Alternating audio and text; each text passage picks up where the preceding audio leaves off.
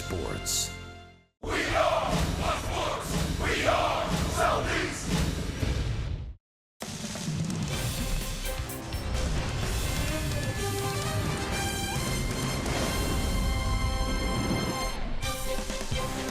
It's a beautiful Wednesday afternoon in Atlanta, and a business fan special greets us here at SunTrust Park, where the Braves hope to take 2 out of 3 from the suddenly red-hot Cincinnati Reds. Braves wrap up this homestand trying to go 3-3 against Baltimore and Cincinnati. Hi again, friends. Chip, Joe, and Tom. Welcome back to the ballpark, where, Tommy, you're in for a treat. You haven't seen Sean Newcomb pitch this year here in Atlanta in person. He's turned into the de facto ace of the Braves staff, and boy, if he pitches well, you got to like the Braves' chances to win the series. Yeah, no question. Look, we talked about it a little bit last night during the ball game that, for me, he's one of the guys that's really turned the corner. He's gone out there and he's pitched confidently and comfortably, and a lot of it has to do with command, particularly the command of his fastball. You see here in this video, commanding both sides of the plate.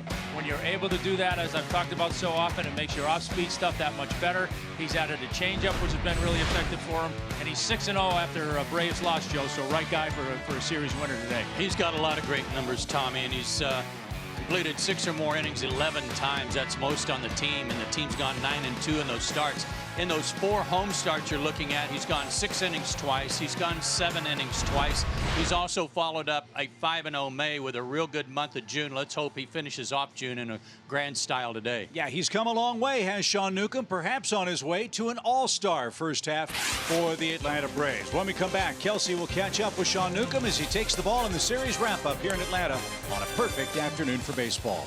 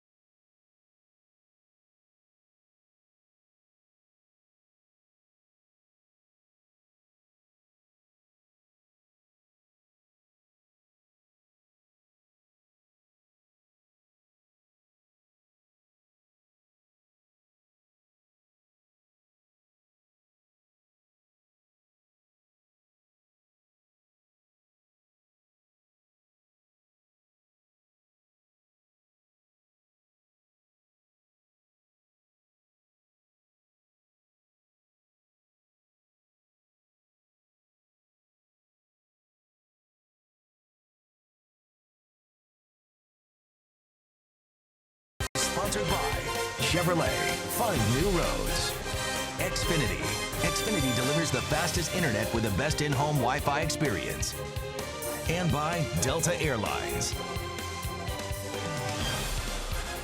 It is a hot one today, folks. A rubber match and series finale between the Reds and the Braves, and we are just minutes away from first pitch. And When you're talking about rubber matches, Sean Newcomb is the guy that you went out there on the mound for your team, and he has a very tall task ahead of him because 4 consecutive games, the Braves starter haven't gone longer than 5 innings, and this bullpen obviously is taxed, and they desperately need a good start. So the Braves today are hoping Mr. Sean Newcomb can answer the call, who has been phenomenal this season. So let's hear from him earlier today. Yeah, I mean, that's one of the goals going out is try to eat up as many innings as you can, and try to put up as many zeros as you can. So one of those things that you appreciate, especially at the end of the year, you know, when you can go out and do that as many times as possible is something that adds up and helps you out. So, and it also helps out the bullpen. So that's been huge for us. Most of us have been going out there and getting good quality starts, so it's been good. And you're the lucky pitcher who got tabbed with the 12-10 afternoon game in Atlanta in the middle of the summer. How does such an early day game like that change your routine, especially in the heat you're going to be in? Yeah, I mean, for me, I kind of like the day games. I know 12 o'clock is a little early compared to like the 1 or 1:30s, but I kind of like getting up and just getting going versus sitting around for the whole day and having to start at 7:30 at night. But I mean, no, definitely the heat. Got to prepare for that, hydrate, and try to stay out of it as much as possible leading up. So you look at what Sean Newcomb's been able to do this year. He leads the team in quality starts with 10. The Braves are 9-6 when he takes the mound, and in that last start, he did go 7 innings. And the Braves are really going to hope that he can duplicate that again today because they need him to get deep in the game. This bullpen needs a break, you guys, and we are getting you ready for this series finale and rubber match between the Cincinnati Reds and the Atlanta Braves. Chip Joe and Tom Glavine take you to first pitch next.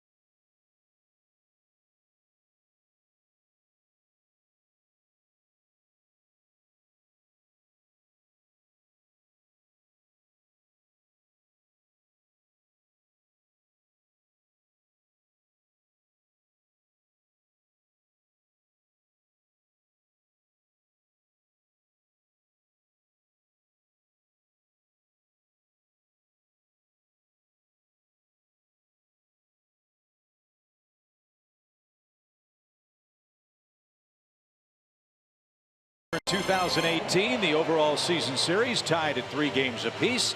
And so with that in mind, Sean Newcomb gets the ball for the Bravos. He's been great after an Atlanta loss. He's been great at home. Frankly, guys, he's been great all year. Perhaps Mr. Newcomb on his way to an all-star slot for the National League this year. Certainly deserves consideration. If he finishes the first half strong, I'd say it's a lock. Making his 16th start of the year, 8-2 on the year. Been really good at home of late. In his last 5 starts at home, 3-0. You see overall 3-1 in 6 starts and 5-1 on the road. So home road doesn't matter. He's been good, but been really, really good here at home lately. If you add all that stuff up together, the home record, the June record, the record after a loss, he's 11-2. Put them all together, that's not too bad. That's not bad. Those key categories. And as Kelsey said, Brad Snitker and the bullpen need him to pitch plus innings today, not just 5 to get a win. He's got to go a little deeper in the ball game, if at all possible. But it is a hot, steamy day. And he's facing a hot Cincinnati lineup, which has won 11 of its last 14 and 7 of 8 games. Their winning streak was interrupted by the Braves in the extra inning affair here on the opening game of this series. Jim Riggleman's done a great job leading the Reds out of the abyss.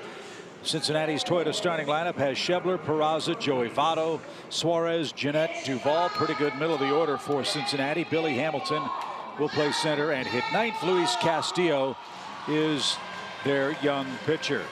Atlanta trying to finish up this homestand with a 3-3 record.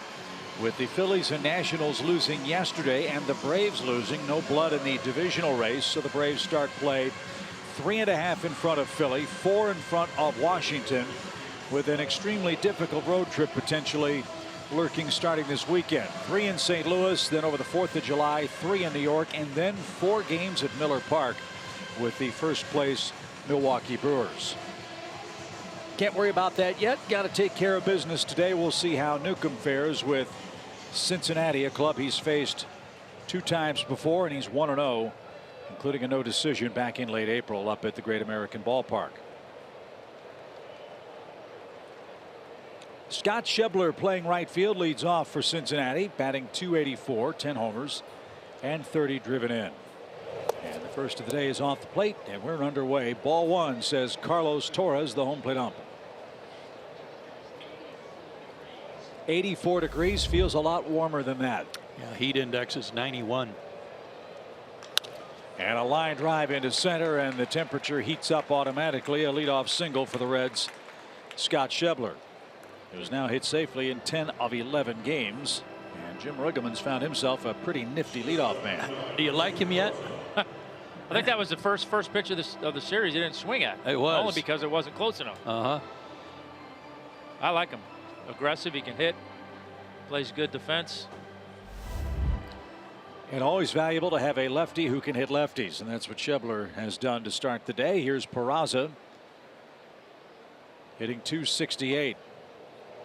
Tucker Barnhart has been the #2 hitter for the Reds in this series. Barnhart gets the day off, day game after the night game. Kurt Casale's the catcher, so Peraza moves up to hit in front of Joey Votto.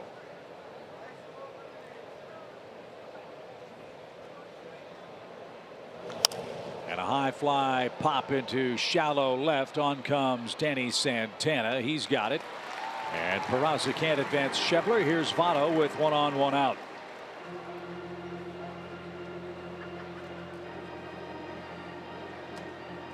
Mentioned the start by Sean up in Cincinnati. 4 runs in 6 innings. All 4 of those runs came in the 4th. The big blow, a 3-run homer for Joey Votto, who hit homers in the final 3 games of that series in Southern Ohio. And Newcomb delivers a strike. Votto didn't think so. He thought that pitch was off the plate.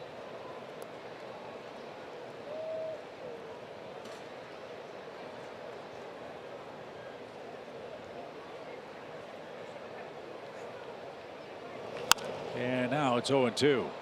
Fuck.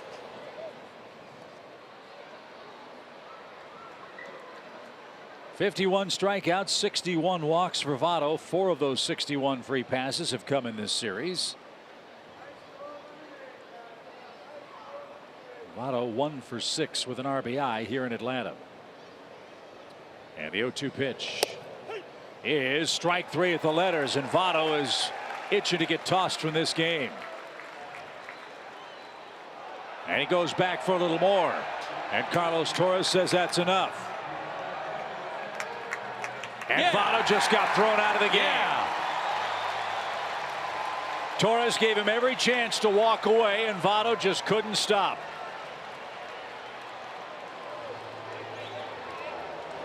Best player on their team, go take the shower. Yeah, that's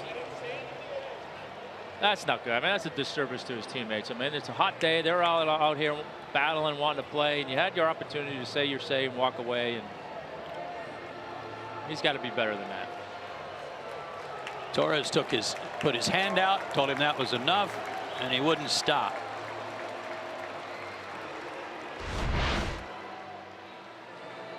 And Votto didn't like strike 3, which was framed beautifully by Suzuki. It was strike 1 that you immediately saw him take exception to. He mouth.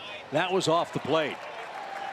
And what Votto, I'm sure, is saying, Tommy, is you can't give Newcomb both of those pitches. But he got him. Which, you know, fine. I agree with that. That's your argument. You can't give them both. But, you know, it's you're going to get 3 more at-bats.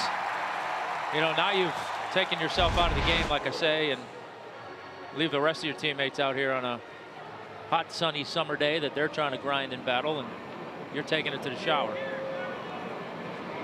So that is the ultimate win-win for Atlanta. You get the out. Votto's out of the game. Reds have to play shorthanded, and Eugenio Suarez, the third baseman, stands in, and that's off the plate. Ball 1. Well, he was already in a bad foul mood yesterday for taking an 0 for 4. And when he struck out the one time he struck out yesterday, he was angry.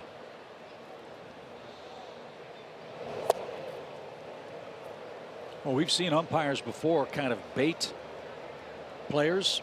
I would give Torres a heck of a lot of credit. Stood his ground. Let Votto have his say. Warned him, as Tom said, not once but twice. So Votto earned that ejection. Braves hope to take advantage. Tipped and caught. 2 balls and a strike.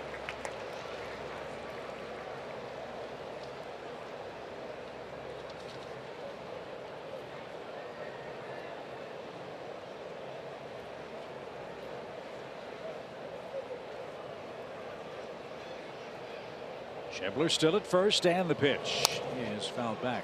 Votto must have had some phone calls to make or something. It was just too hot. Yeah, or maybe he was late packing, you know, on a getaway day. He had to go pack. Yeah, there's nothing worse than getaway day when you're running late and you think, oh my God, did I leave something in the room? Pack my toothbrush. I got to get out of here.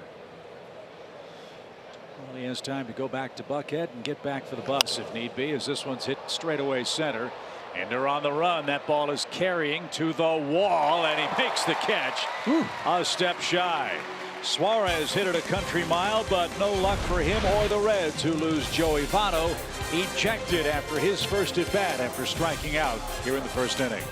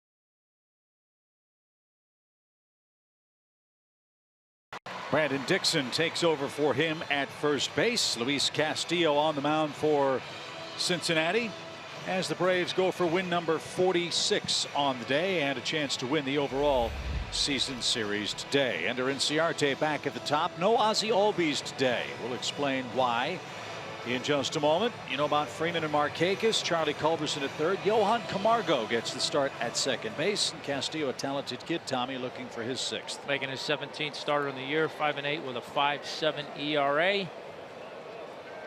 Young kid, like you say, still kind of trying to find his way around. Good stuff. Just finding that consistency is the struggle, like it is for so many. And he's got a A+ fastball. 96 to 99 on the heater. His first miss to Ender, who's had a good series for the Braves. And he smokes one to center. Hamilton drifts back and makes the play. And there's the first out. Homers and walks have been a problem for Mr. Castillo. 18 homers, guys, in 83, now 84 innings. And 32 walks in that stretch. Bad combo. Yep. And here is Santana batting second and playing left field. If you missed the game last night, you missed an 8th inning sequence for Ozzie Albies. Excuse me, it was a 4th inning sequence. He got hit by a pitch in the 4th inning and went first to third, stayed in the game. But I'm guessing, fellas, that foot is awful sore today. Day game after the night game, day off tomorrow, and then a night game in St. Louis. Chance to get that taken care of with a day off today. And Santana's disposed of on 3 pitches, 2 out. Days off can come in mighty handy for something like that.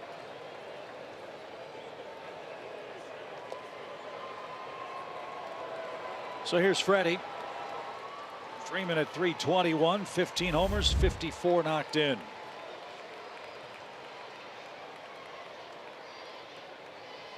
Freddie's 1 for 8 in the series. He scored a couple of runs and has an RBI, and that one's ripped foul past first. That one was chasing Eric Young. Yeah, it was.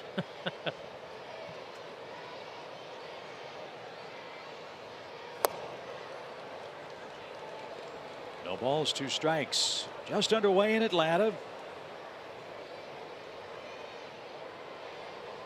Newcomb and Castillo, and the 0-2 pitch is cut on and missed. Wow, an impressive inning for the Reds right-hander. He's got a pair of strikeouts, and we head to the second.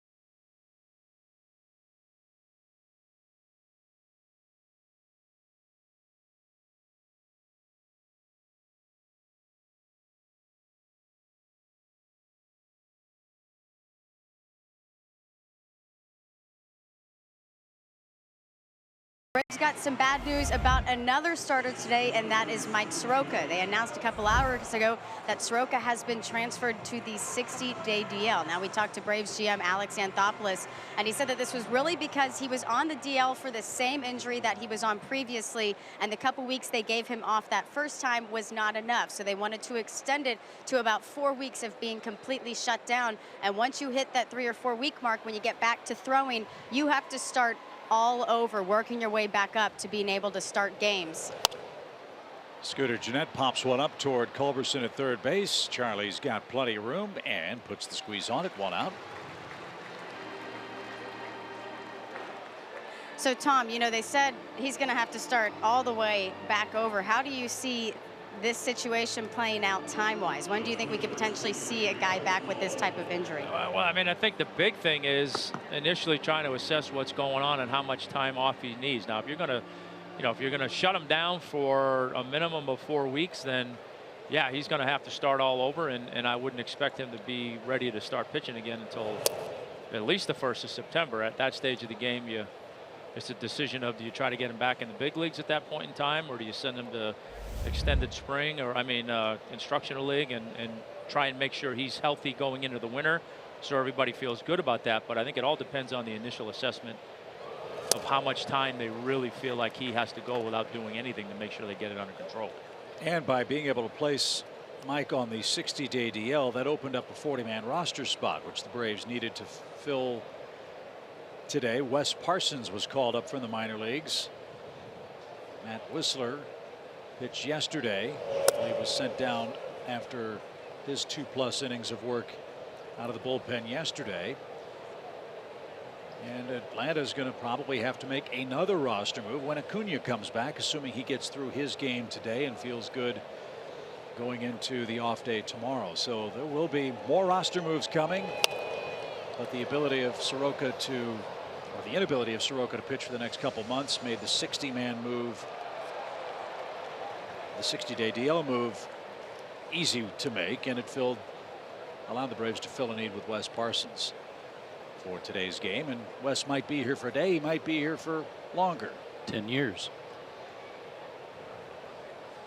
2 balls, 2 strikes for Adam Duvall, who pokes that one out of play, foul into the second deck. Something else, if this magic continues for the Braves through the rest of the year, you might want Soroka healthy and ready to go by the end of August, in case the Braves are making a push for a postseason berth. Yeah, no question.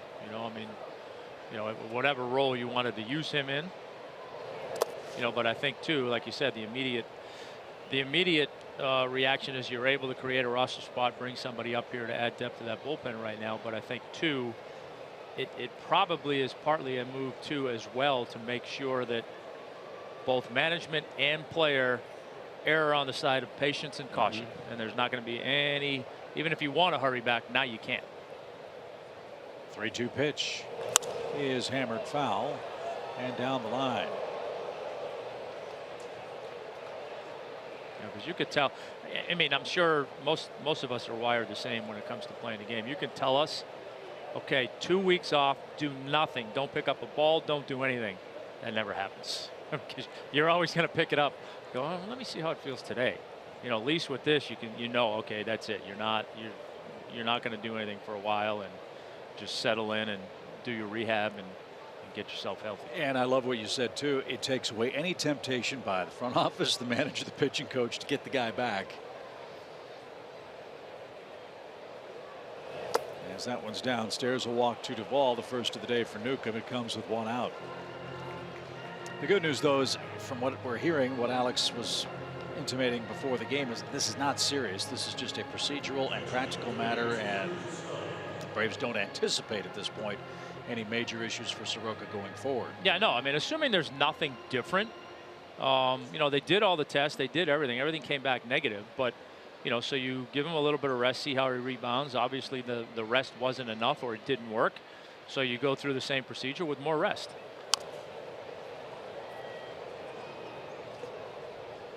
So Kurt Casale is the Cincinnati catcher today. Remember, Devin Mesoraco was also on this roster the last time we saw the Reds. He was the man shipped to New York for Matt Harvey, who pitched a great game last night.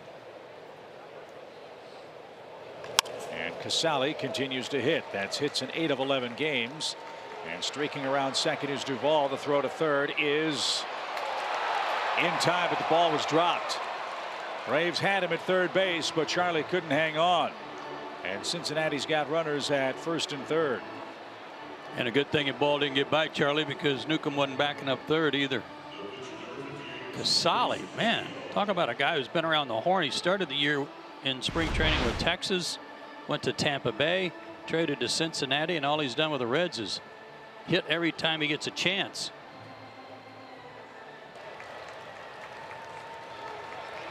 A late decision there by Duvall.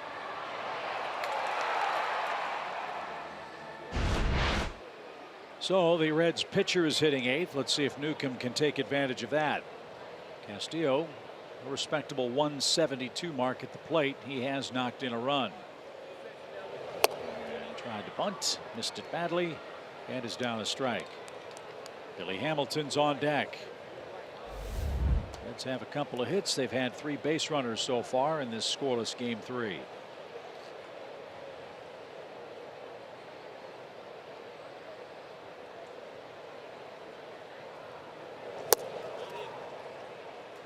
Stabbed at another one, 0-2.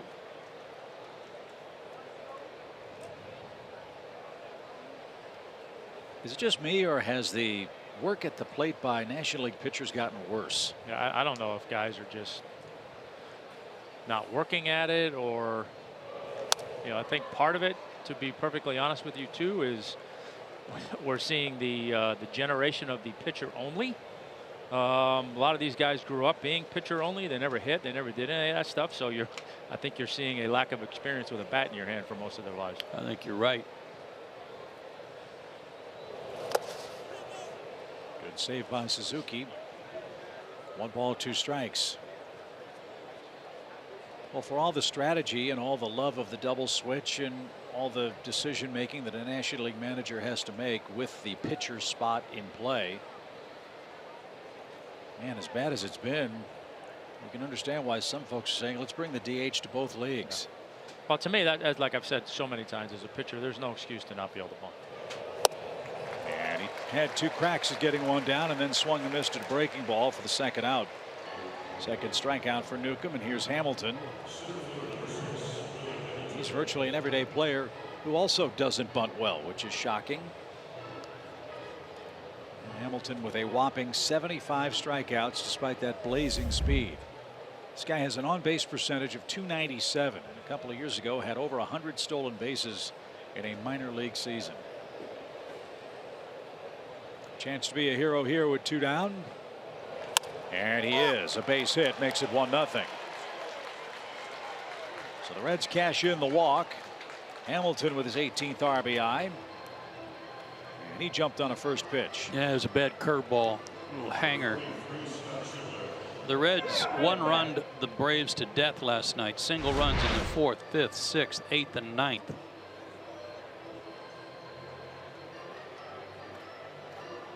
And that one just floated in there. Yeah, that's where, you know, a lot of times, obviously, we talk about runners in scoring position. Hitters are aggressive. Start them off with an off-speed pitch or something. Take advantage of that aggressiveness. But you can't throw the strike 1 breaking ball. That's got to be, if you want to take advantage of his aggressiveness to drive a guy in, that's got to be the strike 2 breaking ball right off the bat. So Hamilton hits the mistake, puts Cincinnati in front. The dropped throw from center at third base comes back to haunt the Braves as well.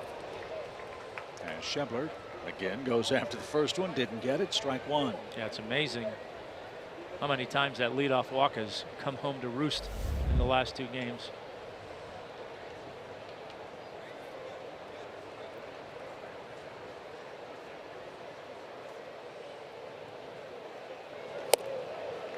Yeah, 2 of the runs last night were driven in by Winker, and both those guys he drove in had reached on a walk. Yeah, not just the leadoff walk, the walks in general. Yeah.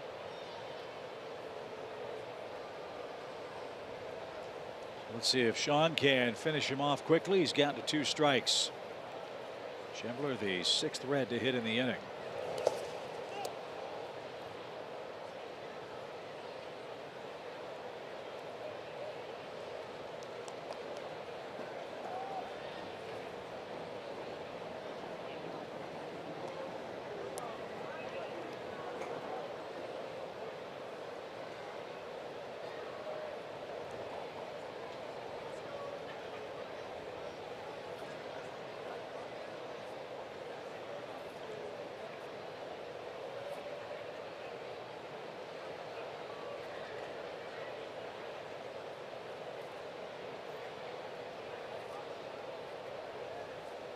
Now the 1-2. Didn't offer. 2 balls, 2 strikes. And a roller coaster year at the plate for Schebler. Hit .320 in April, 200 batting average in May, a sizzling .350 mark so far in June. And as we said, a tough out against left-handed pitchers. 2 balls, 2 strikes. And strike 3 call right there, and that's the 3rd strikeout of the game for Newcomb. Reds settle for 1 and take a 1-0 lead into the home second.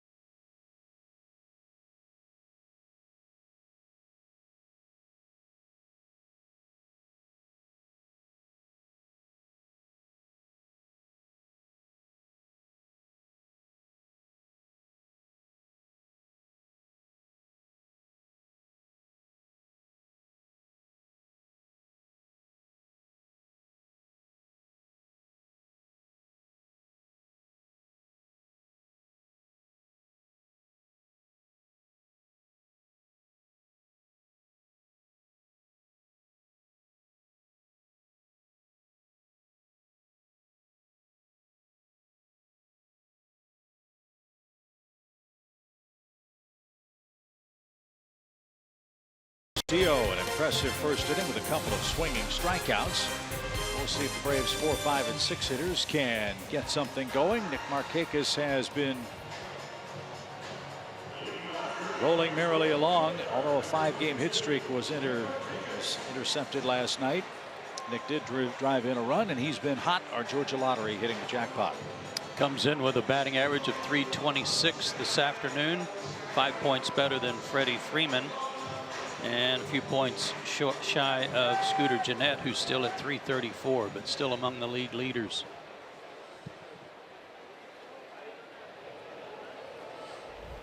.326 average for Nick, 8 homers, 50 RBIs.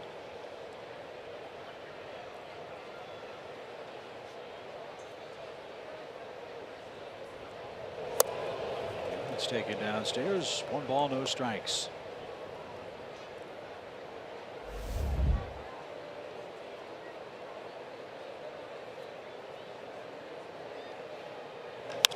And a fly ball lifted toward left. Duvall drifting back. That carries shy of the track.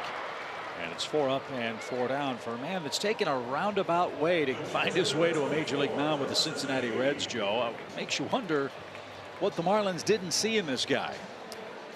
Very interesting trip for him. You're right. He got traded from the Marlins to the Padres in a deal that included Andrew Cashner going to the Marlins, but also Colin Ray. And it turned out after Ray pitched 1 game for the Marlins, he had a bad elbow. So MLB instructed the Padres to make good on that. Ray went back to the Padres, and Castillo went back to the Marlins. They then, not right away, but then traded him to Cincinnati for Dan Straley. Got a great arm. I know. I mean, you look at that first inning and the lineup that he went through, and you're like, my goodness. I mean, that was pretty easy, pretty efficient, looked good, good stuff. You know, but I think a lot of times that's kind of where, if you've been with an organization, organizations get frustrated because you see the potential, but it never quite gets to where you think it should. Suzuki flies out, 2 down, 5 up, 5 down. So they kind of get tired of the process, and you know, like everything in this game, another team sees, okay, well, there's a kid with a good arm, we can fix him. You know, and like I said, the stuff is clearly there. Been there through the first 6 hitters of the game. The problem and the question is, can he do it throughout the course of the game and do it on a consistent level? Well, in the big leagues, Castillo is 13 and 15. This is his 32nd big league start. Last year for the Reds, he had a 3.12 ERA. That was the best ERA among rookies in the National League. Charlie Culberson pops one up left side. Should be handled easily by Suarez, and it is. 6 up, 6 down for Castillo, who enjoys an early 1-0 lead.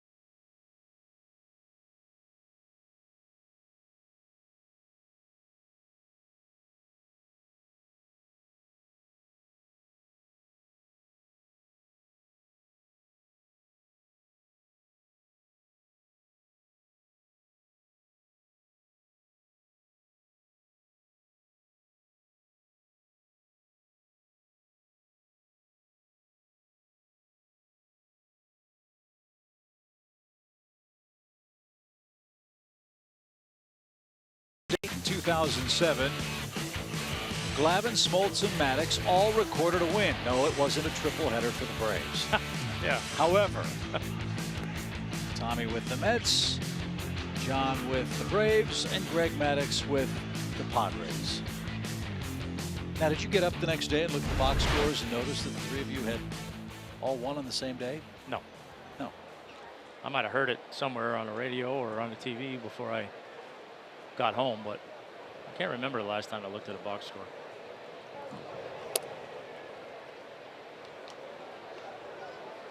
Jose Peraza leads off for Cincinnati here in the third inning. Reds 1, Braves nothing. A walk has resulted in the game's only run. Newcomb's got good stuff.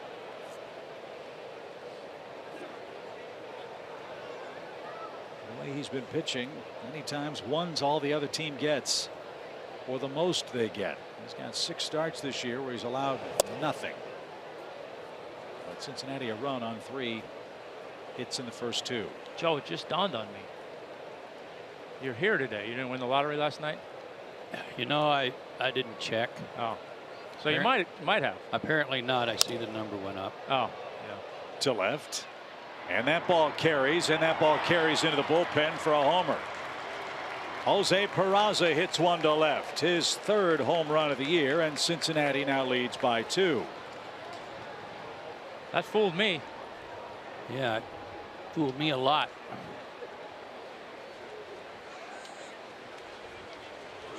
He hasn't given up but 7 homers all year. He gave up 1 in his last start to Baltimore,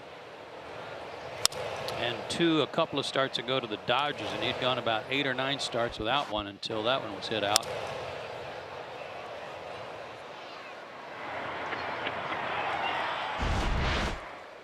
So on this warm day, the ball is carrying.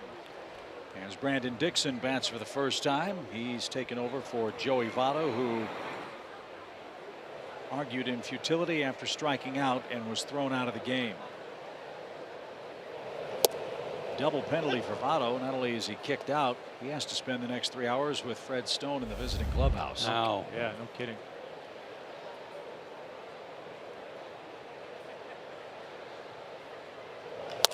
And a shot to first. Freeman handles that. That was a hard hit ball, but 1 out.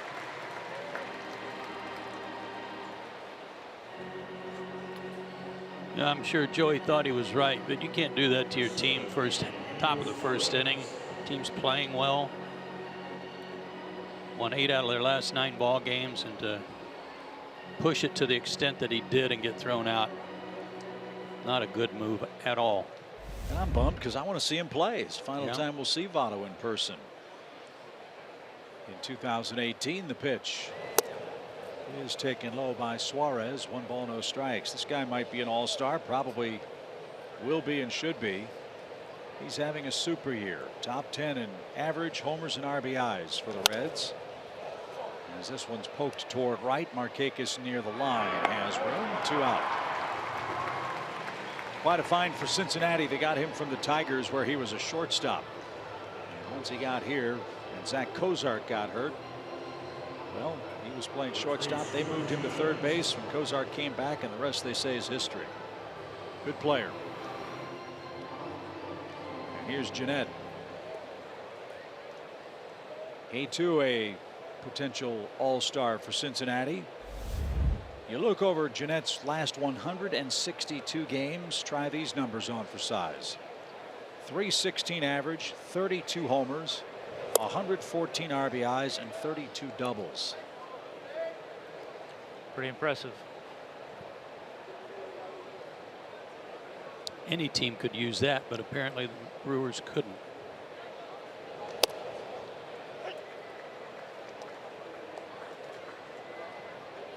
So will the Reds try to keep Scooter Gennett, standing as they are 13 games below 500, or will they try to cash in on that great run and trade him and try to add younger talent? That certainly has to be on the plate for the Reds front office, not just with Gennett, but several of their players, including a couple of nice pieces in the bullpen that teams would like to have. Check swing. Gennett couldn't stop himself, and the count even. Yeah, man, it's kind of a little bit of a dilemma, right? I mean, it's hard to look at their record and where they are and eliminate just that awful start, and look at how well they've played under Riggleman, and then really try to assess, well, how far away are we really? You know, I mean, I think that's the big thing for them. If in assessing their ball club, it's okay, are we still 5 years away from winning, or are we maybe a year or 2 away from winning? Then I think your process is a little bit different if that's how you evaluate your club. Well, I like their lineup. I do too. Sharply hit past Freeman. No chance to get that. That's headed for the corner. It's going to be another extra base hit for Scooter Gennett. And he'll stand at second with a 2-out double, his 19th 2-base hit. Quick bat. And these left-handers are showing you they can hit left-handed pitching, in a good one. No, I think they're just a couple of pitchers away from contending in the Central Division. Well, to do that, they'd have to really improve their work against the Central. Remember, before the Reds came to Atlanta, they just swept the Cubs in a 4-game series, right? So before that sweep of Chicago, the Reds were 8-23 within their division, which features Milwaukee, the Cubs, Cardinals, and the Pirates. How much of that was at the beginning? Probably a good bit. Yeah.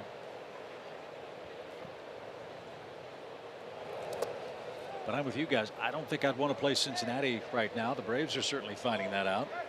It's not who the Braves have played, but when they've played them over the last 6 weeks. Yeah, no, the casual fan will look at this and go, oh, 13 games under 500. They're almost in last in their division. This should be a cakewalk for the Braves. Until you watch this team and see what they bring out there offensively. That's a good lineup. It's a tough lineup to pitch through. 1 ball, no strikes for Duvall. And he didn't get it, even count. They had already played 13 Central Division games leading into that Cardinals series where Riggleman took over, and then had 3 with St. Louis. So about a third of their current mark against interdivisional foes.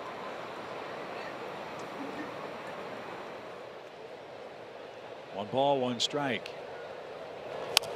And I think the challenge for Cincinnati is, how do you compete financially with Chicago and St. Louis?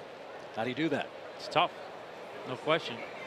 It's one of your realignment deals, Chip. Yeah. That has a division with small market teams.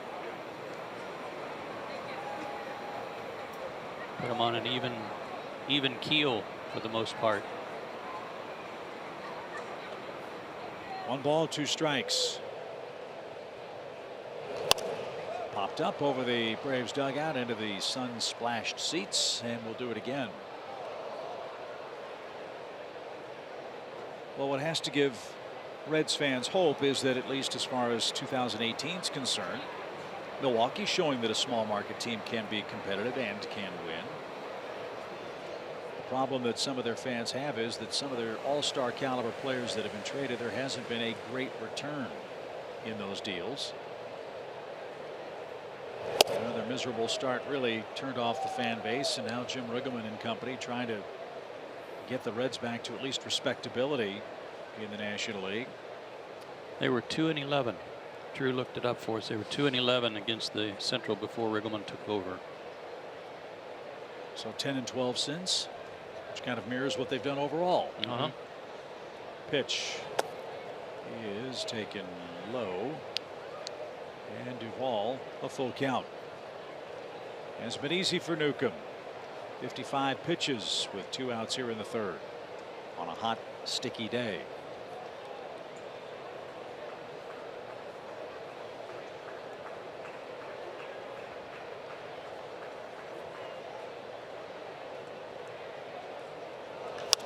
High fly ball down the line. That one, however, is pulled foul.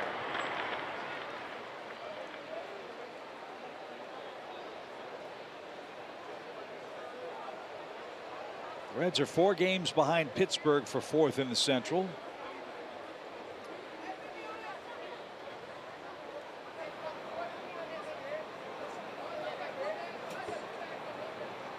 On the next road trip, the Braves are going to play 3 teams that are combined 47 games over 500. Pitch is popped into shallow left center, but Ender is there and puts it away. Jose Peraza hits a fly ball that kept on carrying out. Leadoff homer makes it 2-0.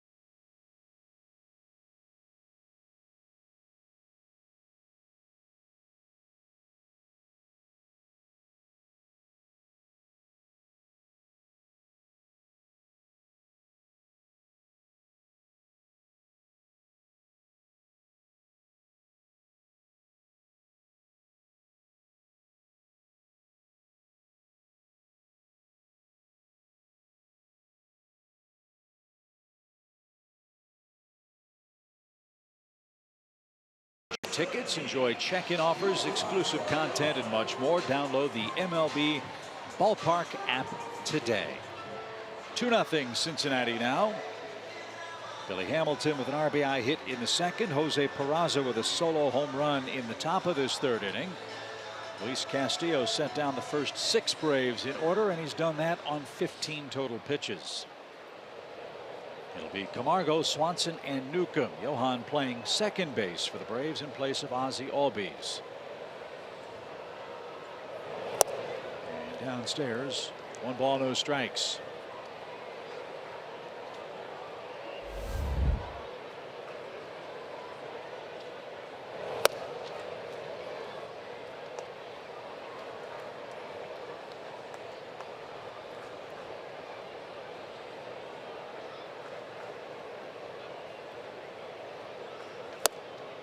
Right there, strike 1.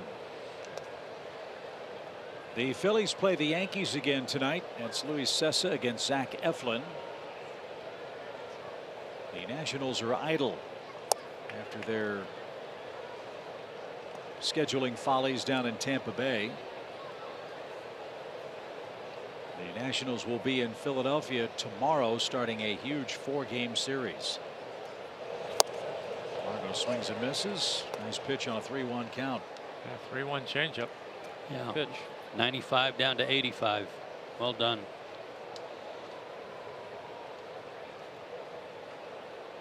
The 3-2 is cut on and missed. 3 strikeouts for Castillo. 7 up and 7 down for Dansby.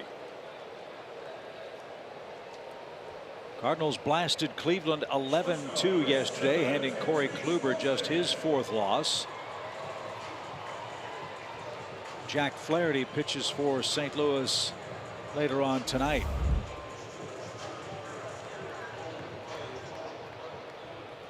Arizona's in Miami. That game's at 7:10. Greinke versus Trevor Richards. The pitch is all the way to the screen. 1 ball, no strikes. By the way, I was remiss yesterday in sending along my best wishes, and I'm sure Tom, yours and Joe's as well, to Sandy Alderson, the general manager of the New York Mets.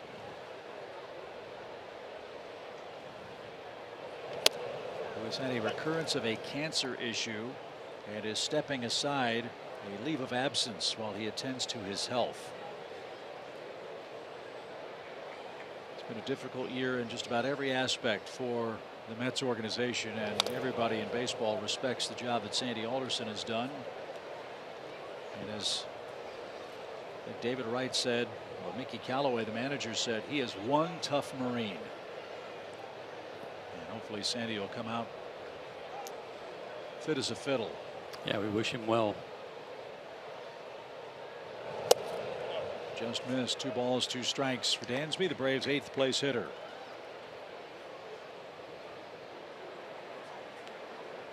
Three strikeouts, 3 lineouts, or excuse me, 4 lineouts or flyouts for the Braves bats so far. The 2-2. Good cut. And what's interesting for New York is they're going to have a 3-headed monster handle their baseball decision making here in June and July, including Omar Minaya, their former general manager, who's back in the front office. See how that works out. 2-2 pitch is lined and foul. It's John Ricci is the assistant there, and Jeff Wilpon, along with Omar Minaya, will be a 3-headed monster, if you will, which begs the question, who do you call if you want to make a deal with the Mets? Who's in charge? Yeah.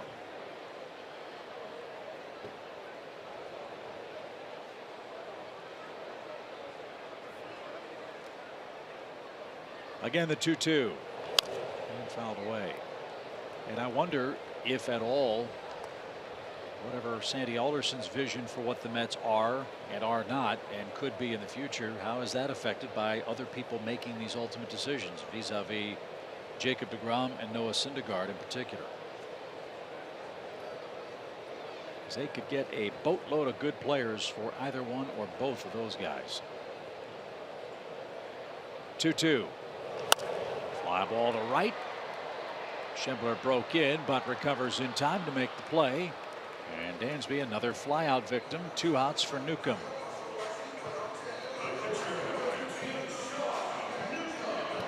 If you said Jeff Wilpon was on that committee, that 3-man committee, Either Jeff or Fred. you got to figure one of them's going to have the last say on anything they might do, since they own the club.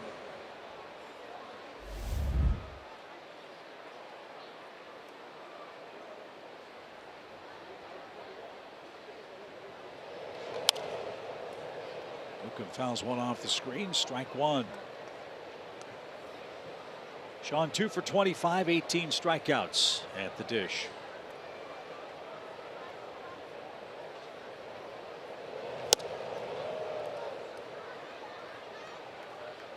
Got that changeup working right now. Yes, he does. That was a great location with it. He threw to Camargo.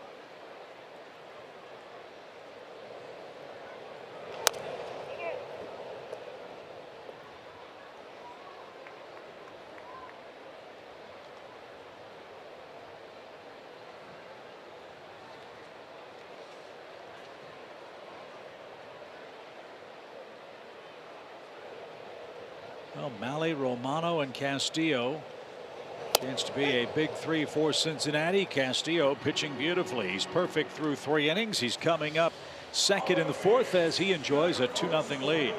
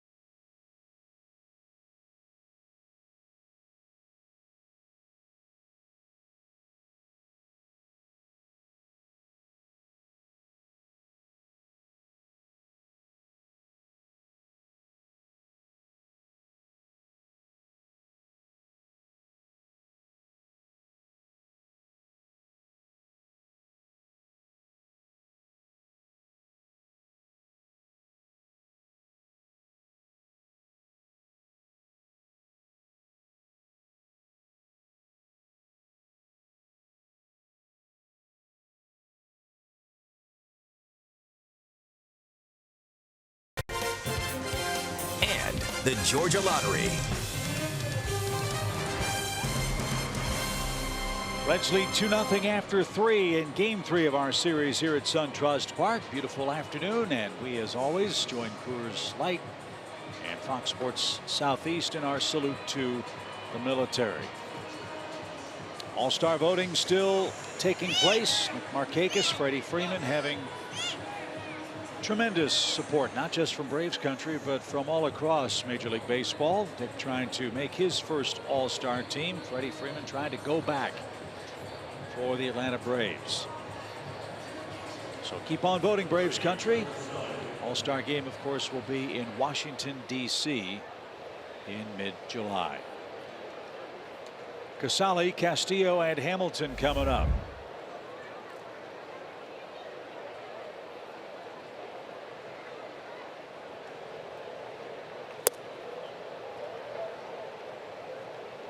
Kind of a sleepy start. A little bit. Don't want to dawdle along too much further here as the Reds lead by a pair. As Casale didn't get it. He singled his first time up. It's in 8 of his 11 games with the Reds, making his 6th start today.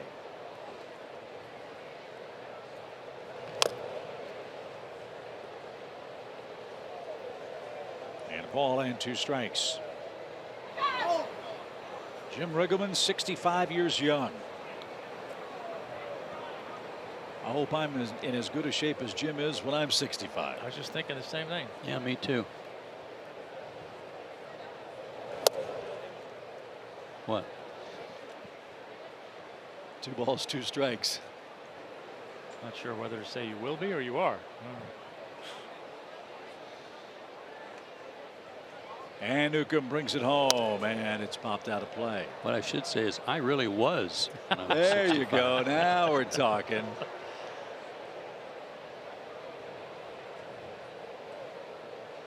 And I got mono.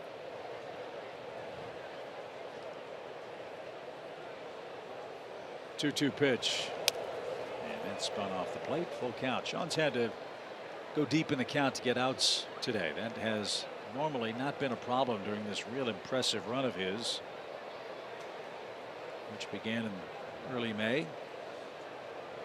But he recovers to get the catcher a swing and a miss, and a good start to his 4th inning. 4 strikeouts, 1 man down. Yeah, it hasn't been that awful, but by Sean's standards, it's a little off. And as Tommy said at the beginning of the game, a lot of it has to do with fastball command, and that's been a little lacking so far.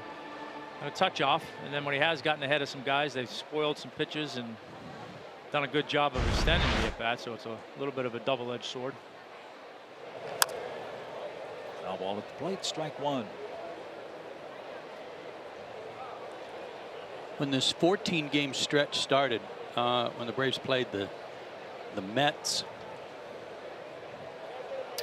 then the Padres, Toronto, Baltimore, now Cincinnati, you'd look at that schedule and you'd probably say, you know, boy, the Braves could, against those sub 500 teams, 11-4, you know, maybe even better than that.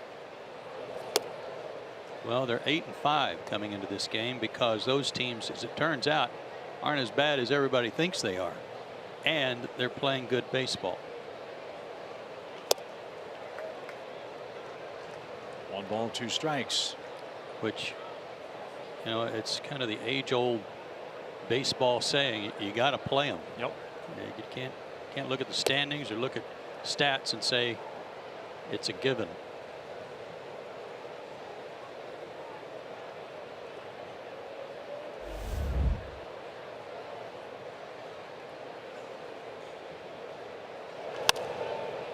Little pop.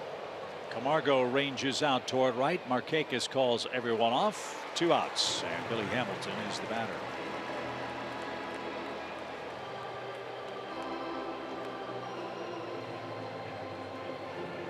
Hamilton with an RBI hit. He's now hit safely in 8 of his last 9 games.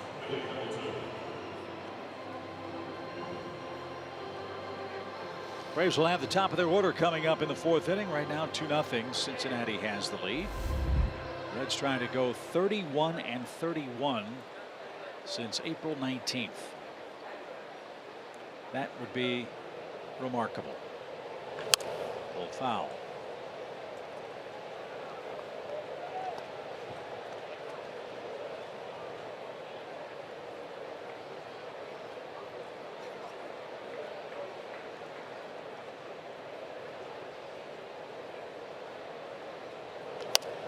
This one's pop left side. Charlie gives chase onto the warning track, reaching for the railing, and has no play. It's on the back of the protective screen, and Hamilton behind 0-2. Again, mentioned the Braves are off tomorrow, then head to St. Louis for the weekend. The Reds go right back home. They've got 4 games head to head with the first place Brewers. Then interleague action with the White Sox. Skips up there. 1 ball, 2 strikes. Cincinnati 25-19 since May 8th, which is the day that they acquired Matt Harvey. And if the standings in the National League Central started on that day, the Brewers would only be a game and a half behind the Milwaukee club.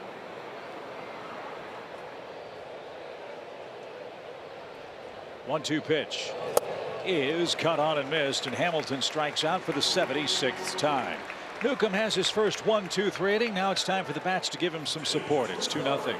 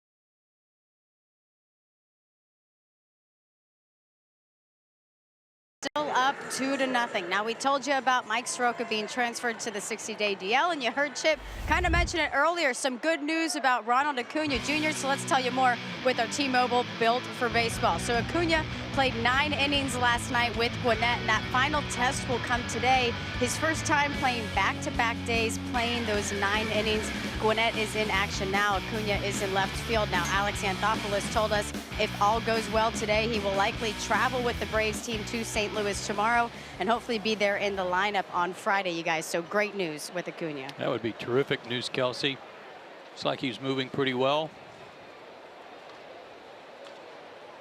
Enter CRJ leads off. Braves looking for their first base runner of the ball game, trailing 2-0.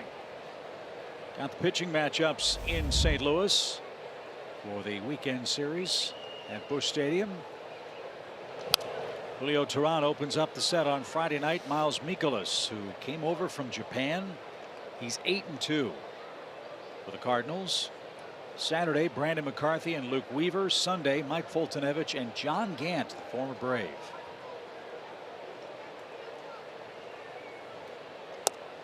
Wonder if John still got that double pump leg kick. Guess we'll find out.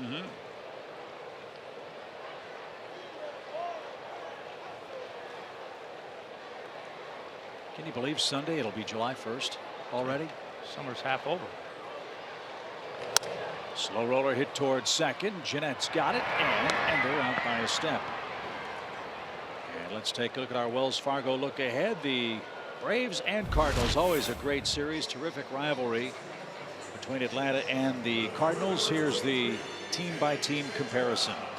Cardinals have had to battle their share of injuries. Adam Wainwright's still on the disabled list. Molina was on the DL for a while. They just lost Walker with an oblique for what looks like maybe a while. And Bud Norris, remember Bud, the former Brave? He's their closer. And he's in double digits in saves for St. Louis. Yeah, he's found a nice niche there. I was going to say, I'm not surprised to hear that. With his fastball, guy just go out there and air it out for 1 inning. You know, I'm not completely surprised that somebody gave him that opportunity and he's done well with it. Well, Luke Gregerson was one of their early options, but he got hurt early in the year. And the 0-2 pitch is grounded to second again. It's going to be 11 up and 11 down. Here's Freeman. He's got 11 outs. I'll bet 8 of them have come on that changeup. Yes, changeup's been nasty. Good movement, good arm speed, and he's locating it. Not afraid to throw it 2-3 times in a row. And you have to respect his fastball just enough that you can't just sit on the changeup. Freddie struck out in the first inning. That was the 15th strikeout in his last 8 games plus 1 at bat. I mean, he seems to go through these once a year. He does. Does he say what happens? Is he just not seeing the ball, or? I mean, I guess that would seems fairly obvious he's not, but is it? I think he's a little antsy. Yeah. I'll say he rarely gets in a hurry, stays back wonderfully. But I think when he gets into these, he gets out in front just a little bit and takes his hands with him.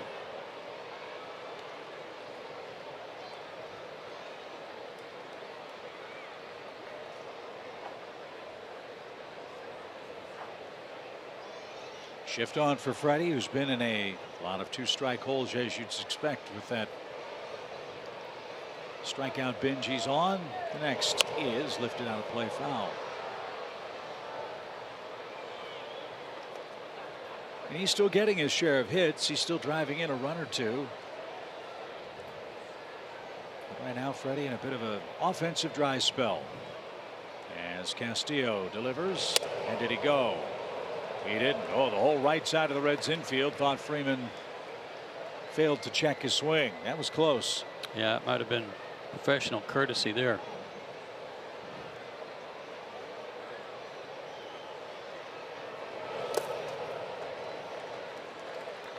He didn't offer it that change up. 2-2.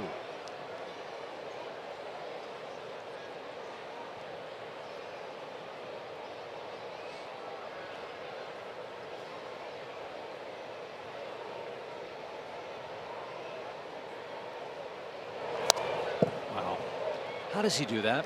I don't know. We've seen 3 or 4 of those this year where he's almost picked off Nick Markakis or the bat boy. Yeah, it looked like a cutter riding in on him. I don't know how he doesn't hit it off his shin or his kneecap or something.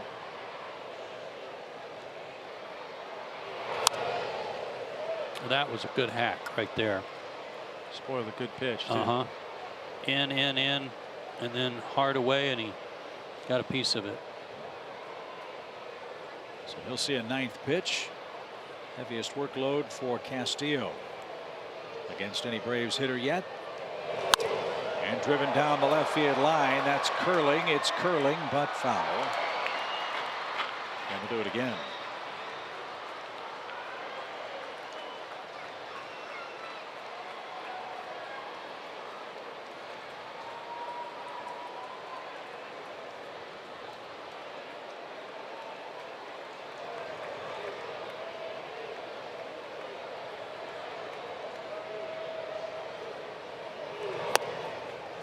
Good take. Flags blowing hard from right toward left. Let's see if Freddie can lift one into the slipstream and put the Braves on the board here. He's got a full count pitch coming.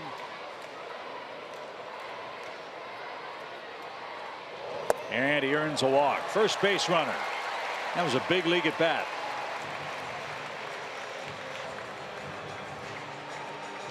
.12 pitch sequence for Freeman. And now Markakis comes up where one swing could tie the game.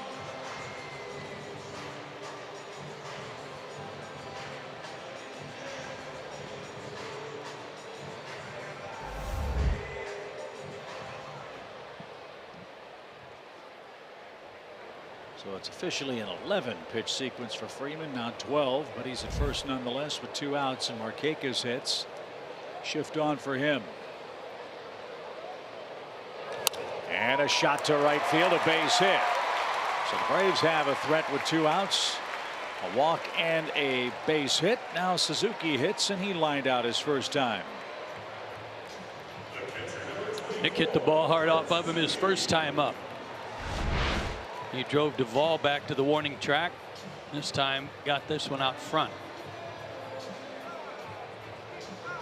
I'm told that last year Castillo developed a really good 2-seam fastball, and Chris Welsh, the fine TV analyst for the Reds, said that at times his arm angle would drop, and that 2-seam fastball, instead of sinking, would be on a flat plane, and the hitters would just cream it.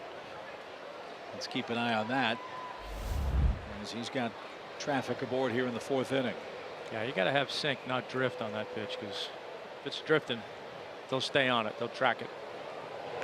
Line drive into left field, a base hit. Here comes Freddie to third. They're going to wave him. Here comes the throw to the plate. It is going to be late. Kurt Suzuki with a game-tying hit. And Atlanta does what it does so well with 2 outs. They come up with a big hit. It's a 2-1 game. I saw Freddie's hand go across the plate, but I never saw a sign from Torres to call him safe or out.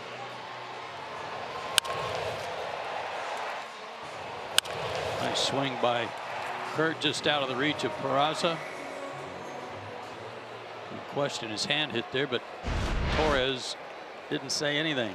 Isn't it something? Guy doesn't have to work out of the stretch at all, and then long at bat, and then has all kinds of trouble. And again, the walk, 2-out walk, starts the inning.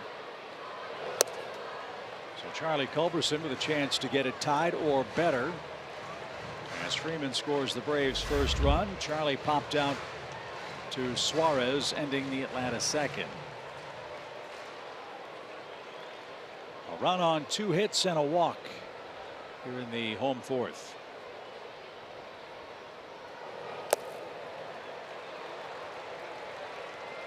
And now all of a sudden the strike zone appears to be a mystery for Castillo, who commanded it before Freeman's at bat.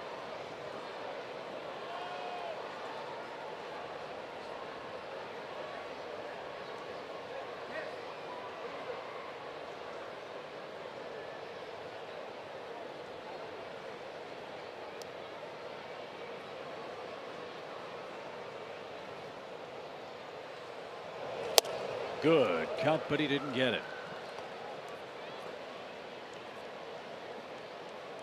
20 pitches for Castillo here in the fourth.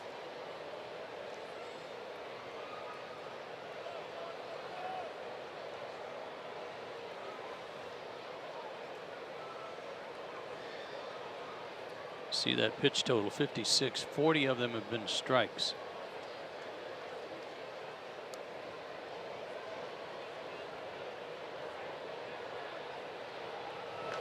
Up the middle, a base hit. Here comes Nick around third. Billy Hamilton will load up. His throw is terrible. And the Braves, with 3 consecutive 2-out hits, indeed have tied the game.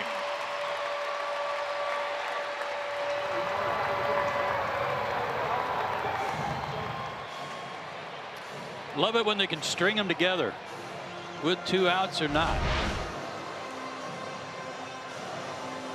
Elevated a fastball, and Charlie's all over it, no matter how hard he throws. And isn't this a funny game? With the 2 hits by Suzuki and Culberson, the Braves have as many hits with runners in scoring position in this inning as they had previously in the entire series. Well, you got to keep giving yourself chances. Sooner or later, it's going to turn around. So far today, they've made the most of them. So after an 11-pitch sequence to Freddie Freeman, Markakis, Suzuki, and Culberson all have singles. 2 of them brought home runs. And now Camargo with a hit could put Atlanta in front for the first time.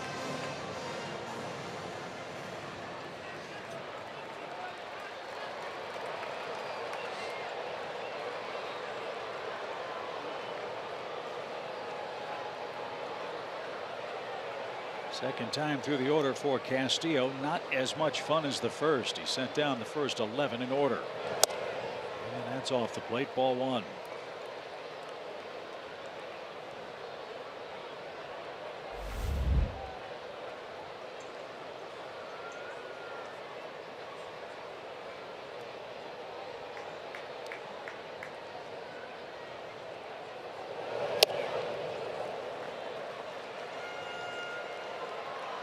All of those pitches that were so crisp and on command for Castillo, right now he doesn't have anything he can throw with a great deal of confidence. Well, you mentioned bad combination of walks and homers. We've had the walk. Need the latter. There you go. 2-0.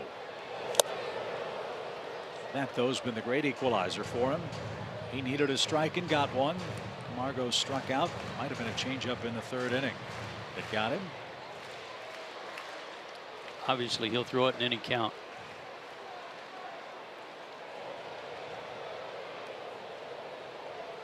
His 28th pitch of the inning is smoked to left. A base hit. Here comes Suzuki. He is going to be waved. The throw toward the plate is not in time. What a slide. The throw beat him, but Kurt Suzuki with a gorgeous move got to the plate before Casali could tag him. Unbelievable. That was beautiful.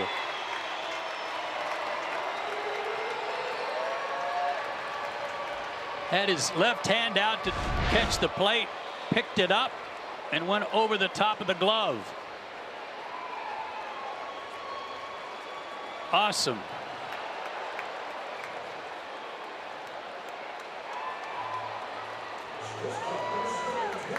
If Casali's glove was a centimeter longer, they'd have had him on the thigh.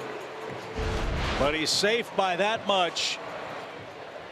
And not enough evidence for the Reds to challenge the call at the plate. It's 4 straight singles. The Braves lead for the first time. It's 3-2. And Dansby Swanson, the batter.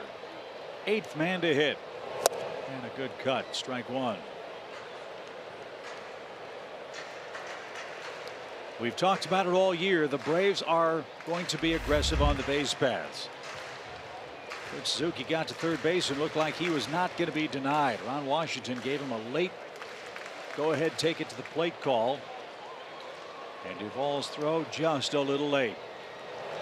Another line drive, another hit. Here comes Charlie around 3rd. He's going to score. And the Braves are singling Castillo to death here in the 4th inning.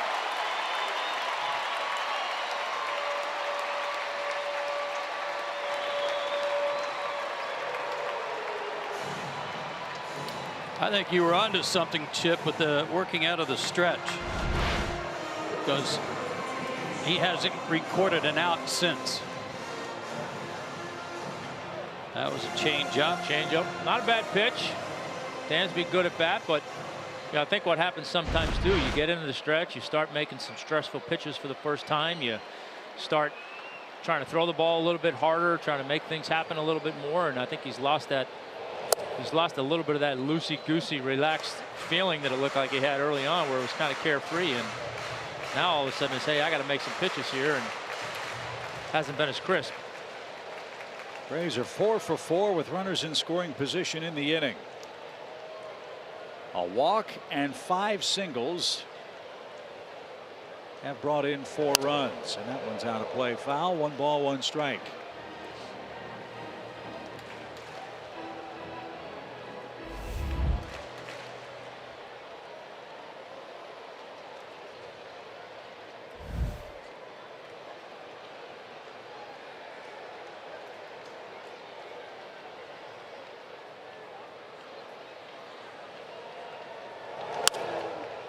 .32 pitches unofficially for Castillo here in the 4th. After retiring the first 11 Braves hitters with almost perfect game type stuff.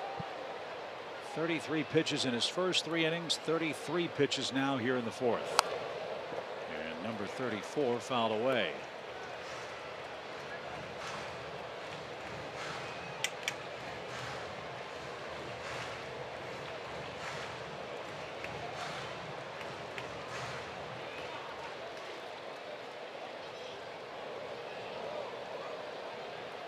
Hits are even 5 apiece. Braves lead where it counts now, 4-2. And the 1-2 pitch is low to the Braves pitcher Sean Newcomb, the 9th man to hit in the home 4th.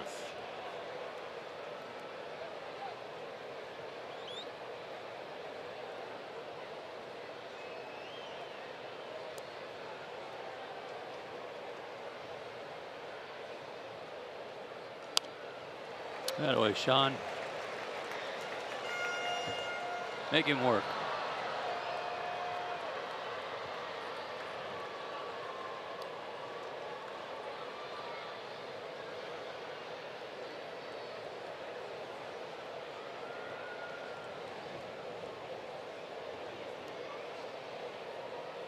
Two balls, 2 strikes.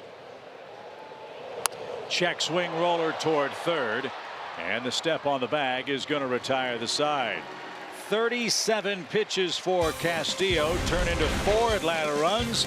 A beautiful slide by Kurt Suzuki helps Atlanta take their first lead of the day.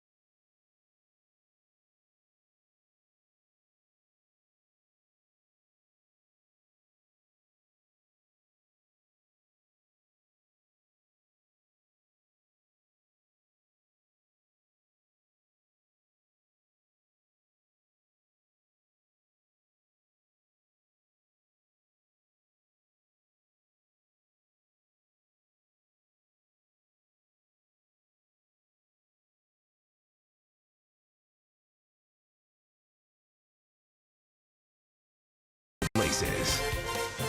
And by SunTrust. Confidence starts here. Well, the Braves offense finally made a splash today, scoring 4 runs in the 4th inning, 37 pitches for Luis Castillo, and Sean Newcomb enjoys his first lead of the day.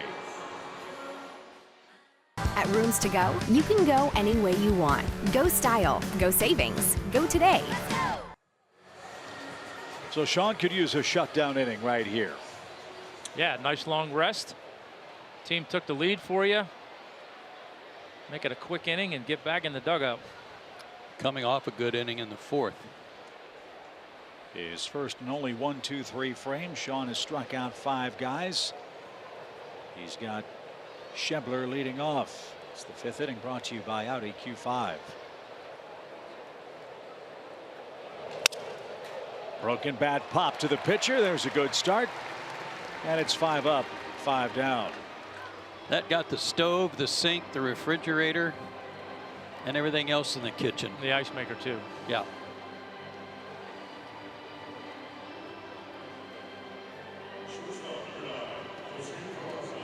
And here's Peraza. Everybody in the ballpark surprised that his fly ball to left the park. It's one of those Energizer bunny balls that just kept going and going and going. And Peraza, his 3rd homer of the year. Has his 3rd hit of the series. And ball 1 inside. I'm not even sure that was a home run in Cincinnati, because their left field wall is higher. Mm-hmm.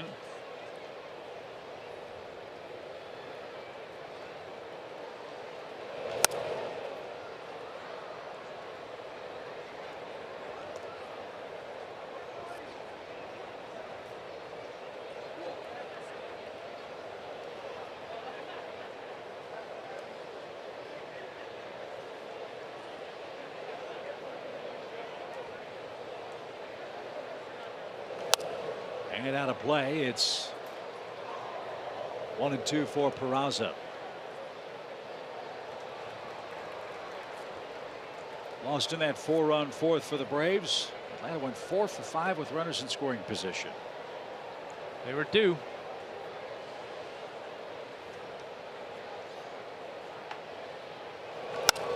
Line drive right center. It's tailing away from Ender. Diving try, can't get there, and that's up against the fence.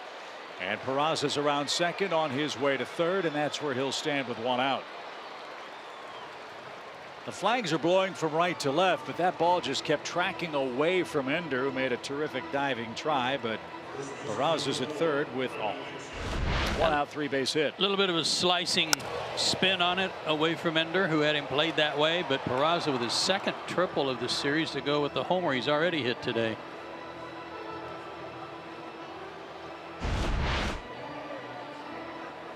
So here's Brandon Dixon. Remember, Joey Votto threw a hissy fit in the 1st inning. He got thrown out of the game. With all due respect to Brandon Dixon, Joey Votto's one of the game's great stars, but we won't see him again on the field in 2018. Dixon lined hard to Freddie Freeman his first and only time up, so he's 0 for 1. And hitting .222 for the year. Straight him up with a fastball, even count.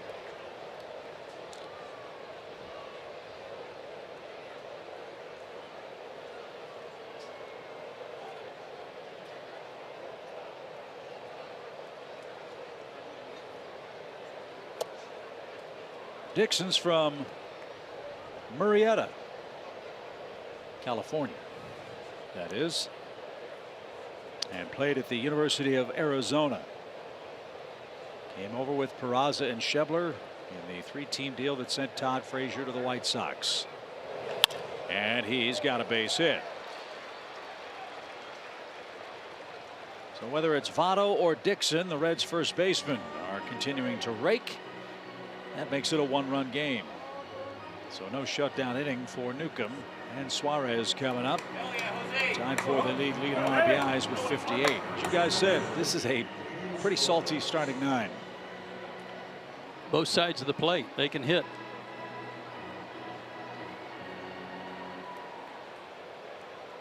Don Long, their hitting coach, Tony Jaramillo, their assistant hitting coach.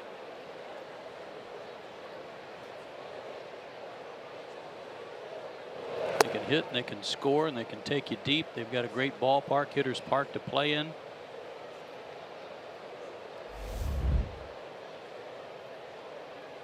I don't know where they'll be in September. All I know is if I were in contention in the Central, I wouldn't want to play them.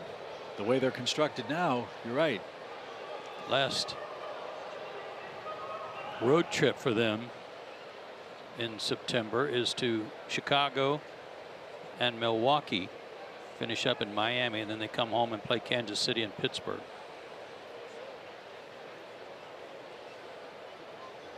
One pitch to Suarez. Runner goes, and it's fouled away. And Dixon will head back to first. It's a tying run over there. Better not forget about him.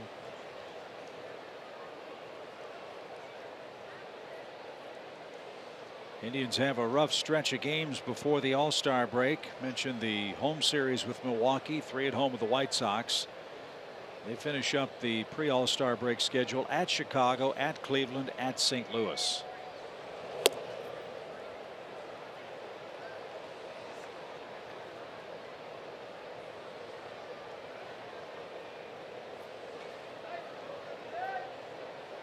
So Sean's pitch count climbing.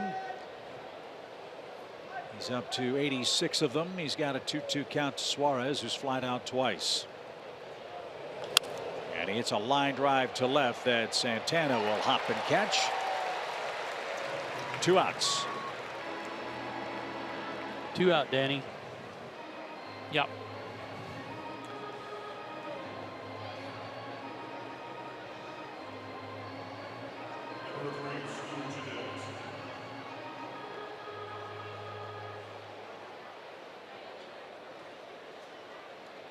And here's that man again, Scooter Gennett, who entered play today with the top batting average in the National League. As we told you on the opener of this series, the last Red to win the batting title was Pete Rose, which surprised all of us, considering the number of great players they've had since the 1970s. Well, I was thinking about Pete Rose. Hal Morris had some good years for them, high average. Yeah, Larkin. And Barry Larkin. There's a good pitch. Scooter didn't get it. Strike 1. Hal Morris with those happy feet in the batter's box. He was always dancing around.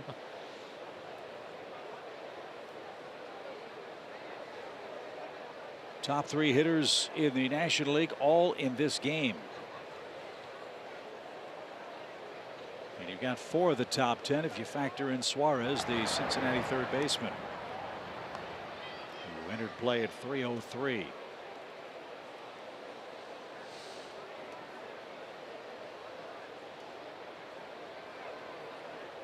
Another thing that factors in for Scooter Gennett, he has the best road batting average in the National League at 353. And he sprays this one toward right center. Ender is there, and that retires the side. A triple and a single makes it a 1-run game. Braves coming up in the home 5th with the top of the order.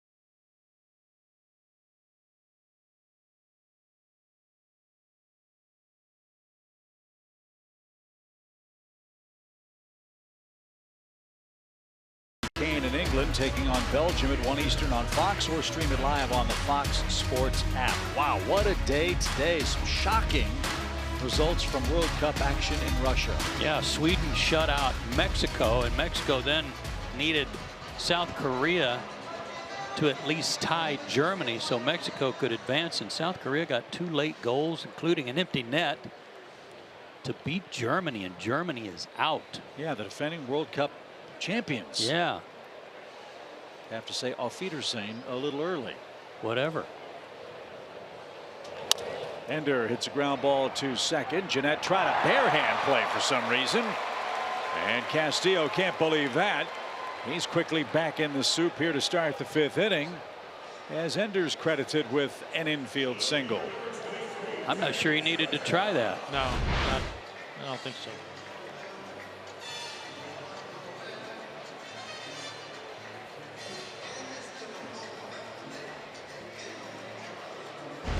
Good start to the inning.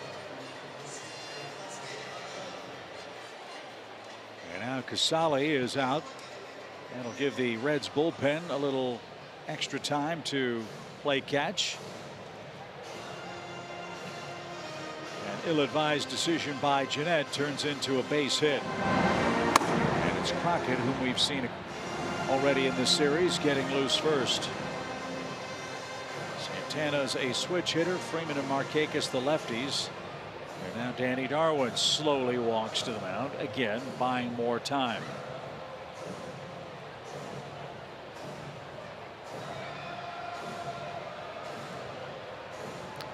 Crockett, obviously when you hear the name Crockett you think of Davey, but you guys remember before you, a little left-handed pitcher for the Padres named Daniel Boone? Yes. Remember him? Be nice to have them both on the same team. Yeah. Nice crowd on a business fan special day. 12:10 start here at SunTrust Park. As you see our live look in from the Xfinity cam. Andy Santana 0 for 2. Runner at first is Ender Inciarte, who's stolen 20 bases. Let's see if he thinks about moving here. And ball in the dirt. 1-0 your count.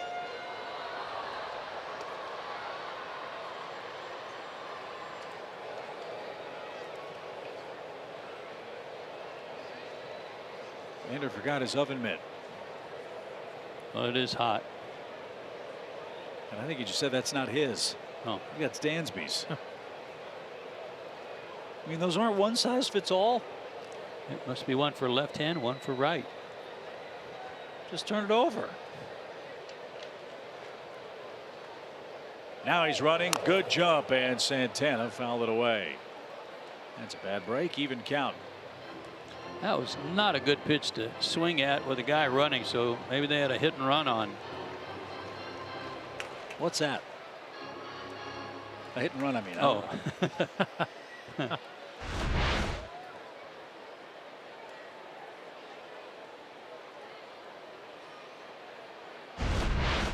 You know, back in the days before the 3-out come baseball. 1-1 pitch. Not going. And inside. Ball 2. Braves got all 4 of their runs last inning. 7 times this year they've scored 4 runs in an inning for Sean Newcomb. That's generous of them.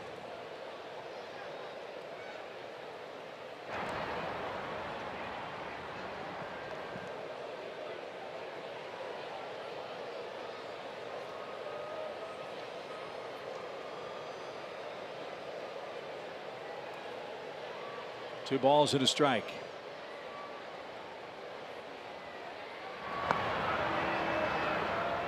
And that's Brandon Dixon at first. Now the Braves found Ender's hand protection. Okay, guys, just for the record, Dansby's is blue, Ender's is red. So no mishaps, no mistakes, no mix-ups.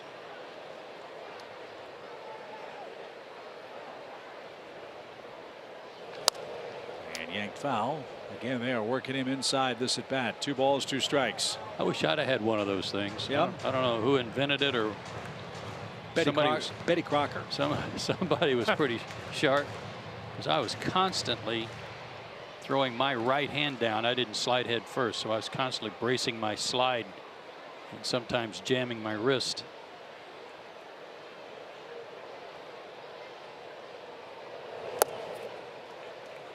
Okay, he was running early in the count. The Reds asked for, well, I guess it hit him. Oh. It clipped him on the knee going by, I suppose. And so Ender, in disbelief, will make his way to second base after the hit batsman. That was not a walk, Tommy. Was not, right? No. Okay. Because I'm wondering what the heck happened. It just grazed the top of his thigh, and he did try to avoid the pitch. That might be what Jim Riggleman's asking about. And he wants to appeal the hit by pitch here. And you can understand why, with Freeman and Markakis lurking. This also buys more time for his bullpen. And Mr. Crockett to get loose. Shouldn't take him long, as hot as it is today. And That so hit him. Cincinnati will challenge. It might have hit a thread Yes. on his pant. And the other side of this is it gives more time for Joey Votto and Fred Stone to bond in the visitors' locker room. Well, they've already had 2 pizzas. Think Joey got a slice? Maybe. Maybe. Hard to tell. That there's a shadow that kind of comes across there. Well, and so then is there enough to change the call on the field?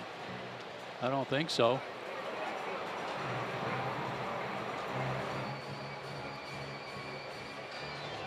Verdict is in. And the call stands. So Braves are in business. Jim Riggleman challenges, and he's not going to let Freddie Freeman face Castillo here with 2 on and nobody out. So for the Red skipper, he, shall we say, wastes his challenge to buy more time for his bullpen to get ready, and now he's got the lefty-lefty matchups for the next 2 Atlanta hitters. We'll see how it works out. Braves by a run.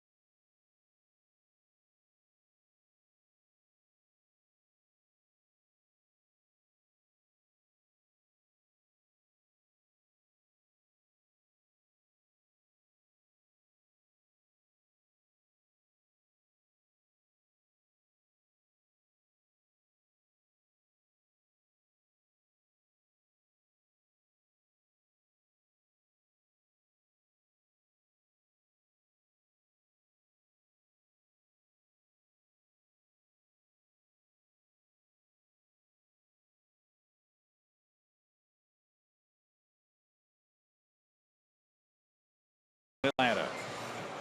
Visit your nearest Advance Auto Parts store to get the quality parts you want from people that know a lot about them. So Freddie Freeman's going to stride to the plate. He scored the first Atlanta run after a game-changing 11-pitch at bat against Luis Castillo his last time up. And now Kyle Crockett, king of the Wild Frontier, and Cincinnati bullpen is on for his second outing of this series. Had a good outing the other night. Pitched an inning. Gave up a run, a strikeout. He's got one job: get through this part of the lineup and keep it where it is. And a good cut by Freddie. A swinging strike. It's 0-1.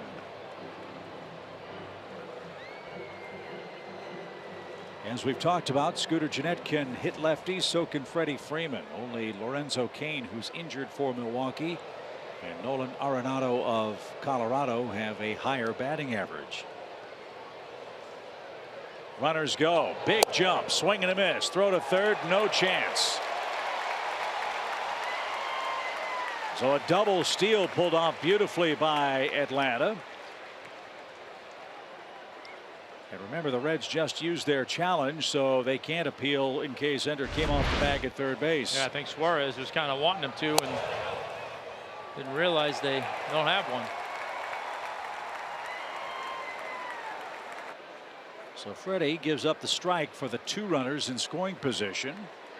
Now let's see what he can do with his .412 mark with runners in scoring position.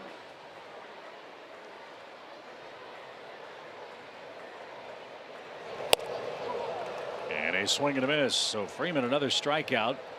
That's 16 of them in his last 8 games.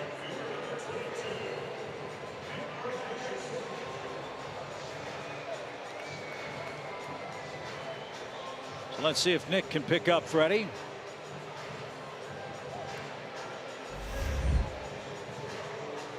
And they will, Tom, walk him intentionally. All right, good. So got it. Take their chances with Suzuki here. Jim Riggleman again is going to go to the home plate umpire, Carlos Torres, and he's going to take Crockett out of the game, who gets the strikeout of Freeman and then has to walk Markakis intentionally to load the bases. Riggleman's got a very good bullpen. It's going to be in play here. Perhaps a double switch lurking with the pitcher's spot due third in the 6th inning. That appears to be the case. Jesse Winker is going to come on and replace Scott Schebler, it appears, or perhaps Adam Duvall. Nope, it's going to be Duvall who comes out. And we'll tell you who the new Reds hurler will be after we take a quick break.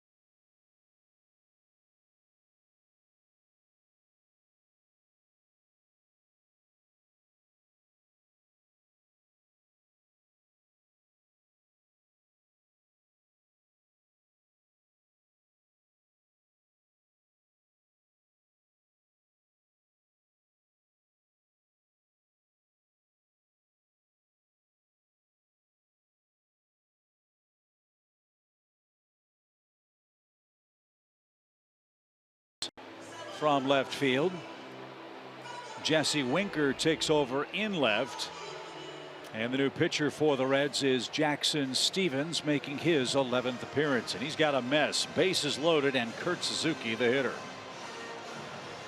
Only 2 walks in 16 innings, but only 10 games also. He and Crockett, neither one a whole lot of experience this season. 90 to 94 fastball, curveball, slider change. They must have a lot of confidence in his ability to get a ground ball.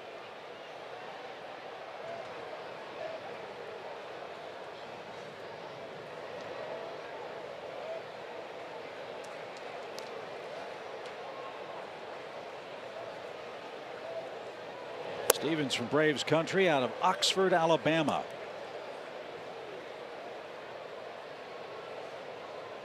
Reds got him in the 18th round of the draft in 2012.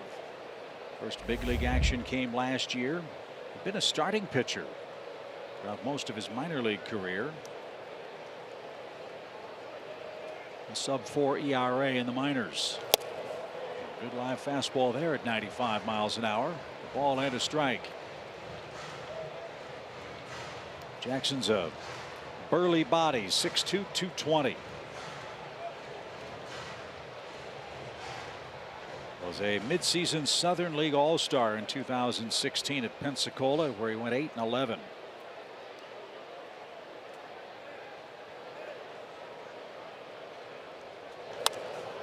Popped up. That's in foul ground, and Suzuki will be retired for the second out. A big out.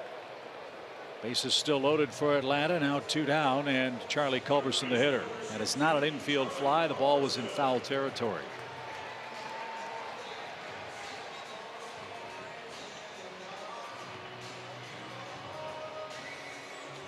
Braves went 4 for 5 with runners in scoring position in the 4th inning. 2 on, nobody out here in the 5th. Freeman struck out. Markakis walked intentionally. Now Suzuki pops out. And the fate of the inning rests with Charlie, who had an RBI hit for Atlanta last time.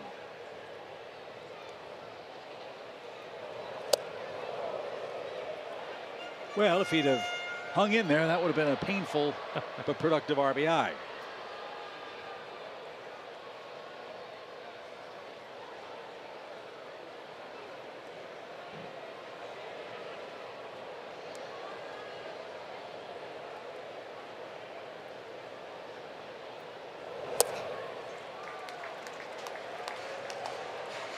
Doing those breaking balls a lot.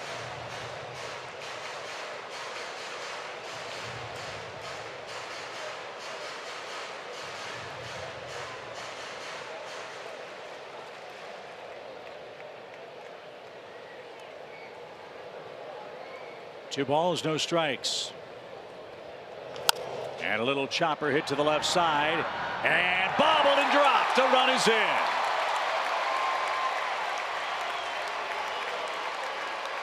Slowly hit ground ball. I thought we might have seen a collision with Suarez and Peraza. And a couple of shaky defensive plays by the Reds in this inning have plated a very big 5th Atlanta run.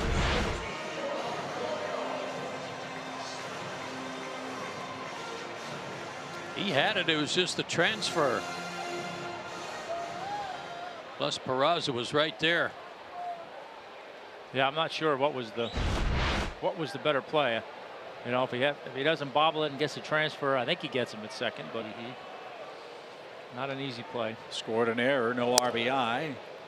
And Camargo bats with the bases loaded. He too with a single last time up.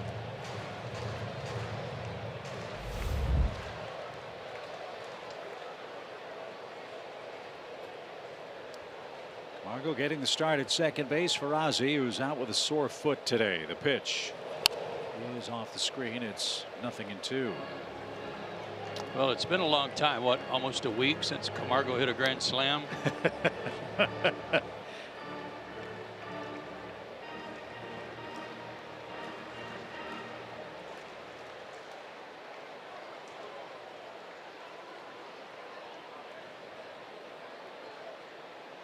The 0-2 pitch. And a swing and a miss. There's that breaking ball. And Stevens did a heck of a job. An error cost the Reds a 5th run. That's charged to Castillo, and the Braves lead is back to 2.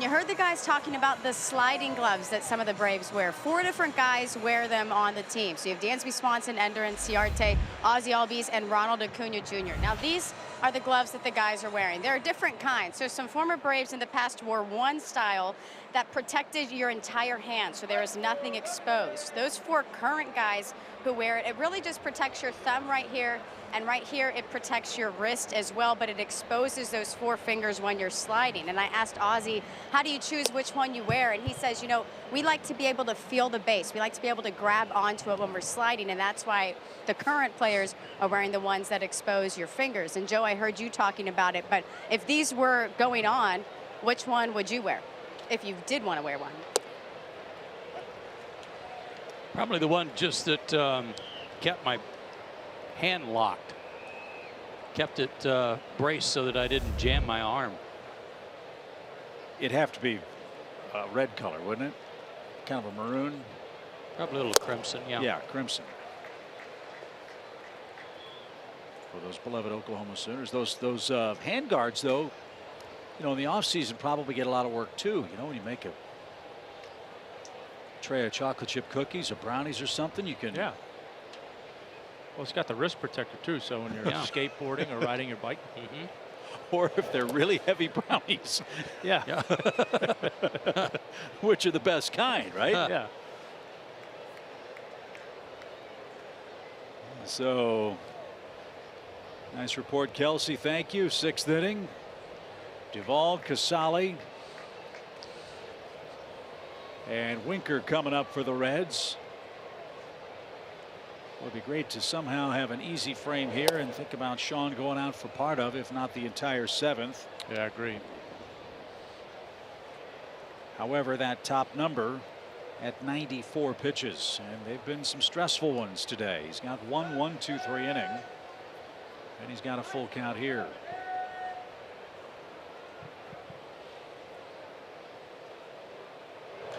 And out of play.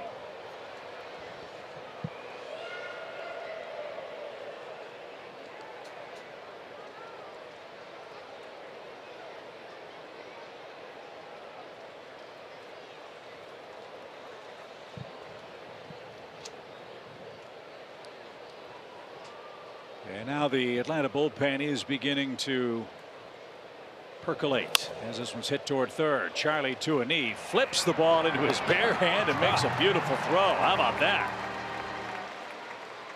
I've done that 1,000 times, I'm sure he said. I got this.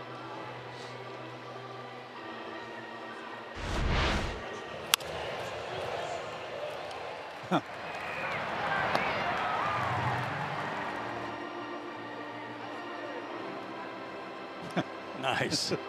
That is really sweet. If you little leaguers try that at home, your coach is going to scream at you. So don't do it. Here's Casale, 1 for 2. He was victimized by that great hula slide by Kurt Suzuki earlier in the game. Hula slide. Yeah, right. Wow. Kind of sashayed the hips, and I was just thinking, guy from Hawaii is doing the hula slide. Right. Nice. And a check swing strike. It's 1-2. You can't run over catchers anymore. That's not necessarily a bad thing. You have to be a little more creative in how you get to the plate. Well, it was another horrible throw too from the outfield. Casale was the only reason it was close. He had to go up the first base line, get it, and dive back. We've talked, Joe, in this series about, are we seeing the slow extinction of starting pitching? I know that's something you've railed on for a long time, and that is, generally speaking, the fundamentals of outfielders throwing the baseball have really declined in the last decade or so. They just don't practice it enough. They don't throw enough. And way back when, we took infield every day and outfielders threw every day to bases, not just to second. I see outfielders working. I see outfielder coaches working with guys, and the throws always go to second. Nobody throws to third or home. And there's some arm strength that goes along with that as the more you practice. 1-0 pitch to Winker. Well, if I was commissioner for a day, that's something I would try to legislate. At least once a series, you have to take infield and outfield practice, not for your team necessarily, which would be the huge benefit, but for fans too. As a kid, back in the old days when Tom was playing, in the real old days, that was one of the most entertaining things. And as a little league catcher, I used to love to watch the guy hitting the fungos hit that pop up and watch the catchers try to catch it. Just something silly like that that has always stuck with me. And it really is an art watching teams turn double plays and throw the ball around the infield. All those little things that 30, 40 years ago were as natural as saying ball one. Well, to Joe's point, as a kid, I used to love going to Fenway, sit out in right field and watch Dwight Evans take infield. You bet. Make those throws. I used to sit in the dugout and watch him. Yeah. Because he was very impressive. Deep count for Sean. 2 outs. And Winker is a walker. Sean's had a few of those today. This is one of those games that would appear that Sean is winning without his best stuff, which by and large is encouraging. Well, that's part of the growing up process, you know. I mean, it's one thing to go out there and, you know, pitch well, win when you have your A game, but most of the time you're not going to have it. You're going to have something not quite right, and you got to figure out how to make do with what you take out there on a given day, and I think he's starting to figure that out a little bit. Well, Matt Strom on that list. Wouldn't mind having him. The SunTrust list. He's the guy that's been starting games for San Diego when they have an all bullpen day. What a big advantage. He only faces 6, 7, sometimes 9 hitters. First time through the lineup, and then he can depart. So a reliever starting, the opener, if you will. Which leads to an interesting question. That is something that some on the MLB network are touting as the next big thing in baseball. And you look at the Tampa Bay Rays, they have used that opener a couple of times through their rotation for about a month now. Since doing that, using a relief pitcher to get the first 6 or 9 outs, they have the best ERA in the game, believe it or not, and they're a game under 500. Sean at 109 pitches, that's a season high. He's about to tie his career high.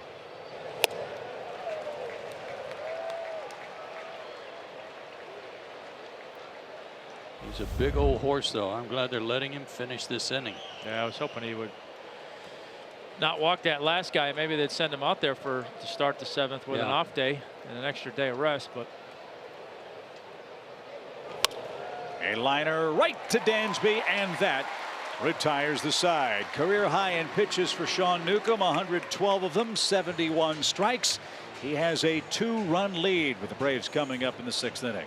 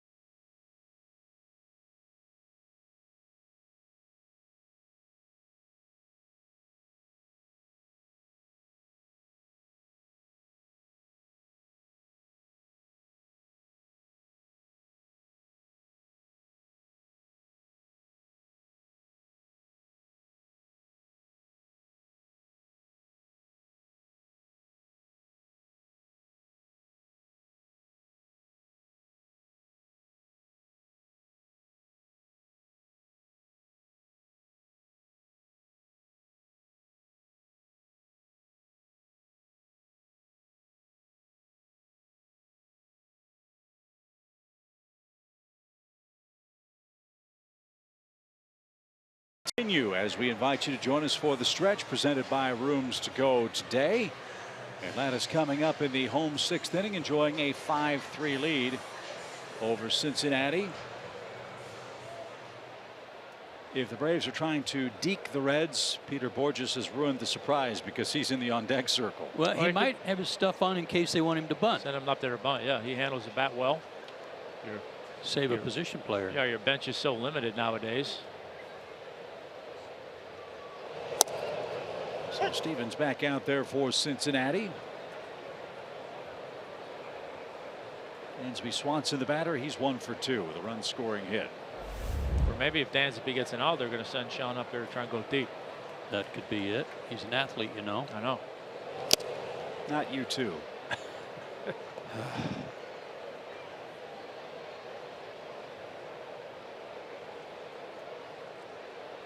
Stevens out of Oxford, Alabama, hometown of Chris Hammond, former Braves pitcher.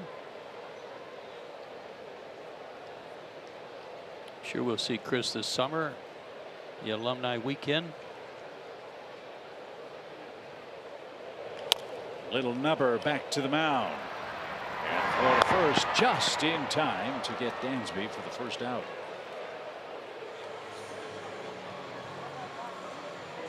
And it will be Borges for Newcomb now. Spent all that time getting his gloves on. It's hard to put those gloves on when your hands are all sweaty. But like you said, Chip, I think he did a good job with less than his best stuff today. Yep.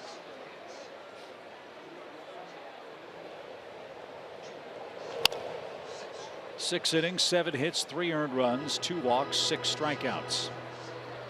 And as Joe mentioned, I believe it's 111 pitches officially for him. And Newcomb in line to earn the win. Yes, 111. Borges didn't get that sweeping slider well off the plate. So now, as Newcomb seeks his 9th win, it falls on the Braves relief corps to get the final 9 outs. Different look to the bullpen today. Wes Parsons was called up. Wes, a big guy, 6'5", 190. And Sam Freeman, of course.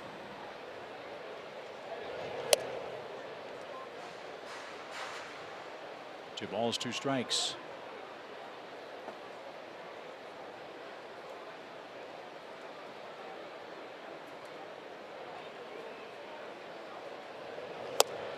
Strike 3 over the outside corner. 2 outs. Tommy, we've had that shot of Sean Newcomb sitting down and sort of dissecting his. What are those conversations like when you come out of a game like this? What are you trying to accomplish as the man who started the game when you're talking to either the trainer or the pitching coach? Well, I mean, when you're talking to the pitching coach, I think you're just trying to kind of verbalizing what went on, what you felt out there today. If something wasn't quite right, what was it? What were you feeling? Liner to short. And we can talk about that next inning. Which is what we call a tease in the broadcasting business. You want to stick around for that? We head to the 7th.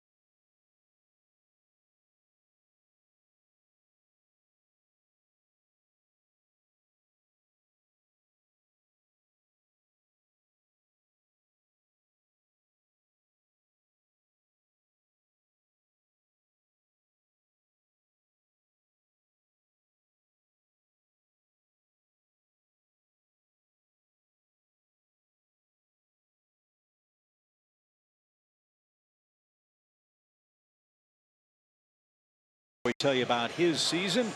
We invite you to stay tuned for the stretch presented by Rooms to Go. Hopefully Sam Fellas can have an easy and uneventful top half of this inning. A lot of games for Sam. This is 39th.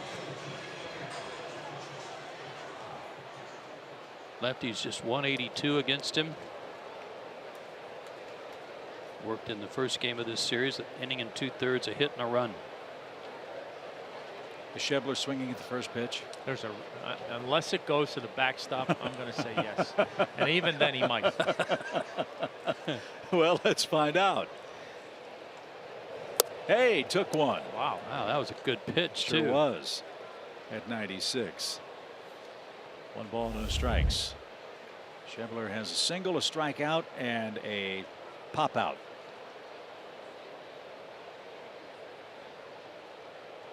So, Tommy, before we were so rudely interrupted with the Reds getting the Braves out, you were talking about those on the bench discussions after you finish your start. Yeah, and I think for Sean, it's verbalizing whatever it was that he felt uncomfortable with today. Because, look, I mean, pitched a good ball game. Clearly wasn't his best. Was a touch off. So he's probably verbalizing to Chuck what he kind of was struggling with a little bit today. Chuck trying to get a feel for that. And then I'm sure Chuck is going to accentuate the positive. Hey, you know what? You pitched it. You went fairly deep in the game. You gave us a chance to win. You didn't have your best stuff. Shows you can go out there and still be productive and win at this level. Good for you. And those are things a young pitcher, I think, needs to hear no matter the level of their competition. Absolutely. You have to, you know, we tend to pick apart the bad stuff. That's just kind of how you operate. And I think that sometimes you forget to look at the positive side of things. And, you know, I'm sure Chuck is trying to make sure he emphasizes that. I wish that he could emphasize the importance of not walking people leading off innings. I'm guessing he has. It's an epidemic right now. It is. And based on that look right there, you know he has. Yeah, it's almost, you know, it's like we talk about it all the time, right? That those guys down there know it. They know the problems they've had at times walking the leadoff hitter, and you know the last thing they want to do is go out there and do that. And I think sometimes that might be the problem. Is your tendency is to go out there and you know focus on the negative, so to speak. Okay, here's what I don't want to do. Right. And that, you know, sports psychology 101. You start focusing on, hey, don't do this, don't do this. You're going to do that. So, you know, they need to, as much as they can, get that out of their brains and just go out there in attack mode. And if you give up a hit, so what? You have a chance to defend that. Right. Like we said, I don't know why, but for some reason, a leadoff hit doesn't seem to score as much as a leadoff walk. So take your chances. It's weird how that works, too. But it means you're around the plate. If they got a base hit, you were throwing a strike or close to a strike, and that leads to more swings. He didn't go. 1 ball, 2 strikes to Jose Peraza.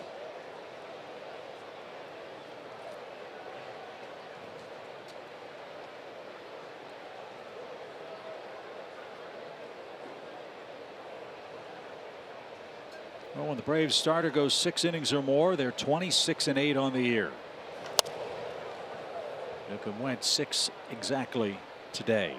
Heads up down there. I was going to say that camera well down there has been a dangerous place this series. And this time against a right-handed hitter. Remember, it was Scooter Gennett that hit the foul ball that injured Scott Cunningham down there.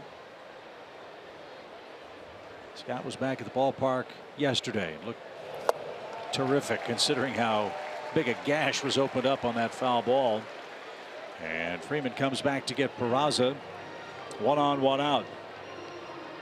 I believe this is Blandino. It is.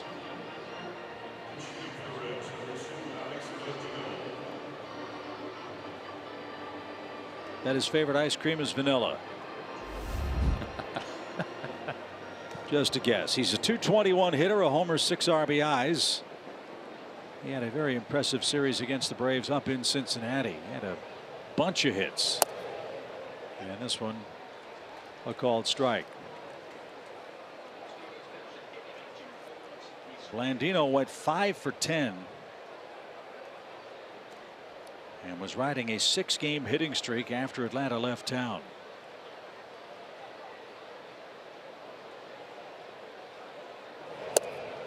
Just missed. And Suzuki thought that was close enough to call a strike. Me too.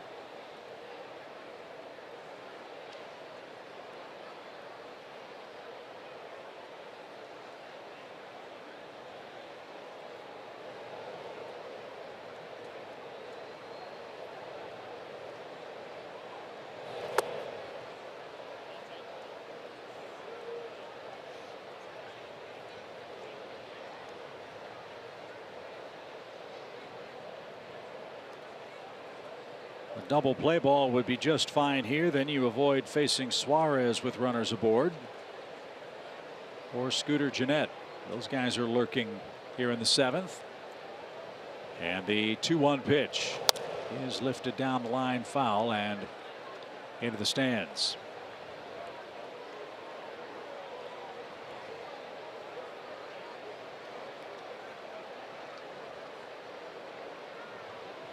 For the 5 Braves, runs came in the 4th inning. 9 men came to the plate after a 2-out walk. Braves put together 5 singles. They got their 5th run thanks to an error that scored Ender Inciarte. And he got the call that time. Blandino's not going to get them both, and he's caught looking for the 2nd out.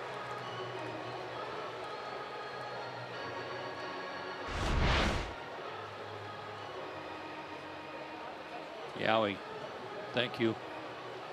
That might make up for the one that was called a ball earlier in the sequence. I was just going to suggest to Alex that he go to the clubhouse and commiserate with a guy who's been in there since the 1st inning over a call like that.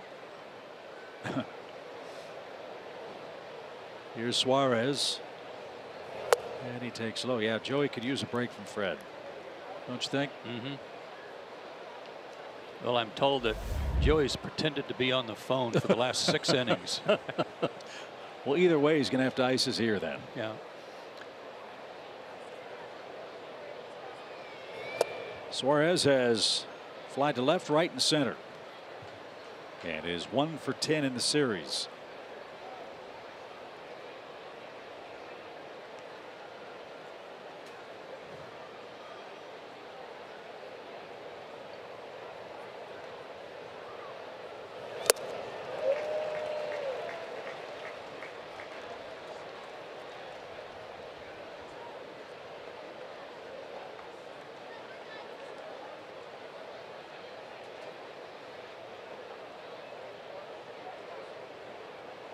Two strikeouts and a walk for Freeman, and a 2-1 count.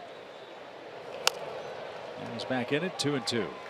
I had Arbuckle Jenkins add up all of the first batters faced and retired among the guys in the bullpen today, and it's almost a third of the time that first batter is reaching.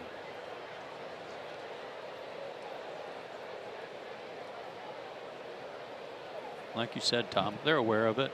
Yeah.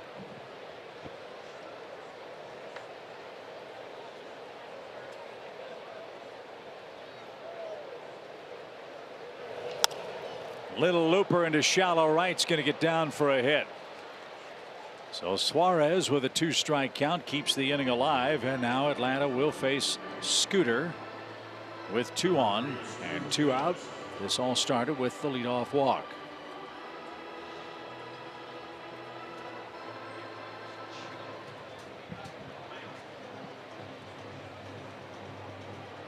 So Gennett with a 3rd inning double, extending his batting streak to 10 straight games with a hit.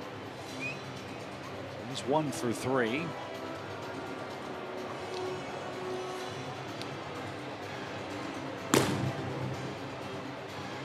Dan Winkler is getting ready, which might set up at some point in this game the Winkler versus Winker opportunity, with Winker 8th on the lineup card for the Reds. You're going to struggle with that one. Oh, I almost think I should leave the booth and take you with me. Scooter Gennett with 2 outs.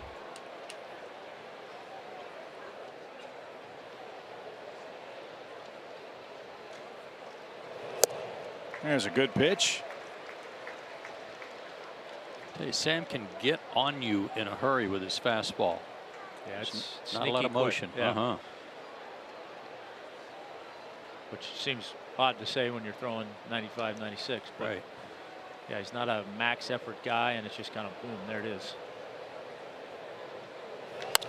A base hit to center. Here comes Schebler around third. He's going to score without a throw, and it's a 5-4 game. Ball gets away, and that's going to allow Jeanette to take second base. That hurt. So the Reds cash in the leadoff walk. A 2-hit game for Scooter Jeanette, who moves up 90 feet on a sloppy play. And now Adam Duvall is going to be the hitter, and Brian Snitker has no choice but to go to the bullpen and get Dan Winkler into the game. That location not where he wanted it. It cost him, and then the throw in just got through Camargo. So a leadoff walk opens the door for the Reds. It's now 5-4.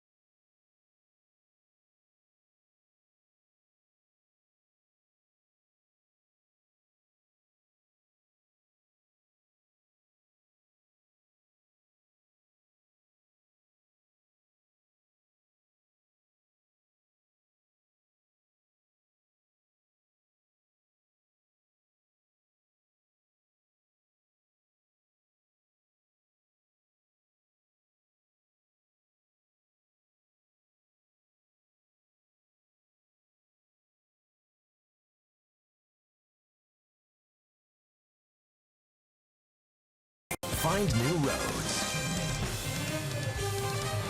Let's hope a good outing from Dan Winkler's in the cards here. He's got runners second and third with 2 out. And the Braves go with a righty-righty matchup here. It's Adam Duvall to face Dan, who's pitching in his 34th game. First appearance in this series.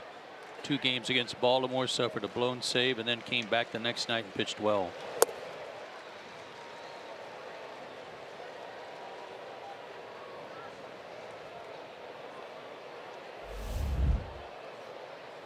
Duvall walked and scored back in the second. That was the first Cincinnati run. Jose Peraza provided the second with a homer. Dixon and Jeanette the other RBIs for the Reds, as it's now an even count. One of the good numbers for Dan among many inherited runners.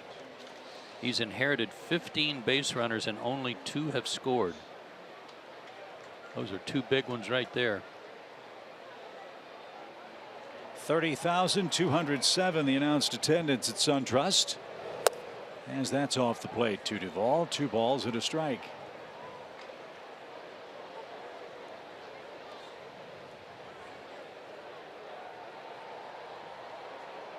A leadoff walk, then back-to-back 2-out hits.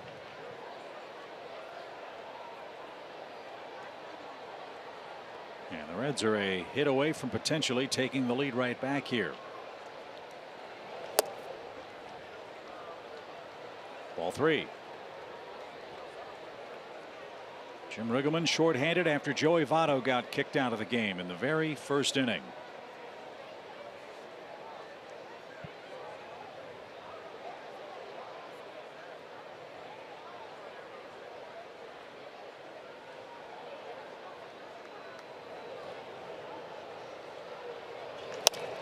That's hit to the right side, and Camargo can't get it. Suarez scores. Jeanette streaks around third, and Cincinnati has taken the lead.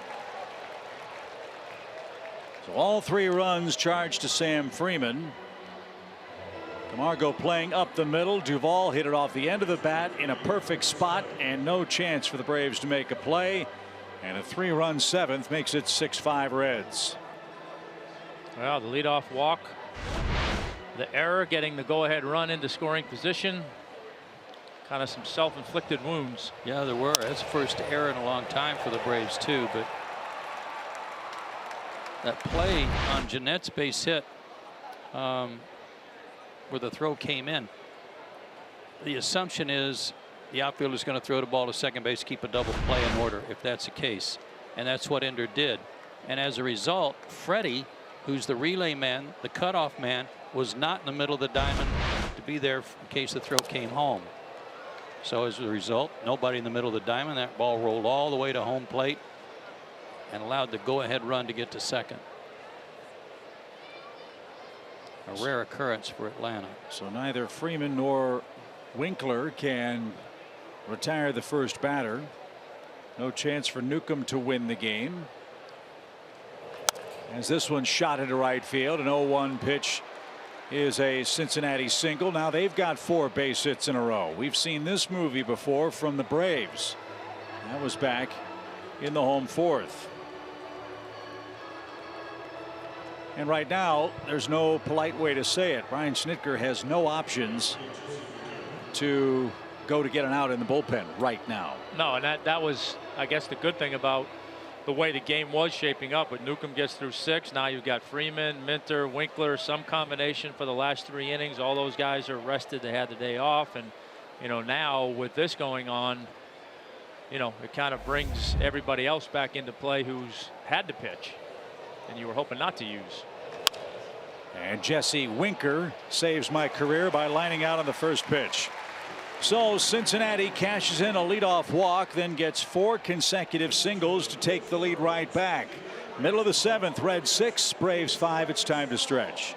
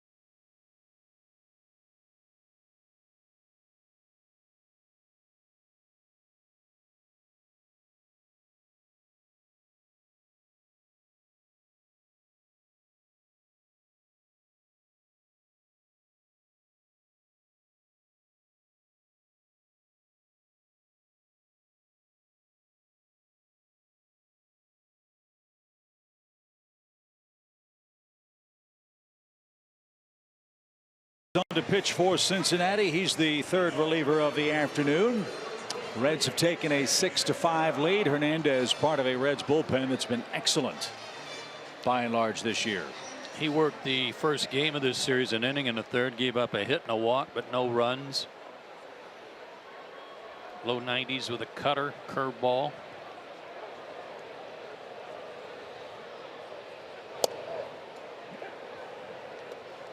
Well, this one not over by a long shot. The Braves have 9 outs left.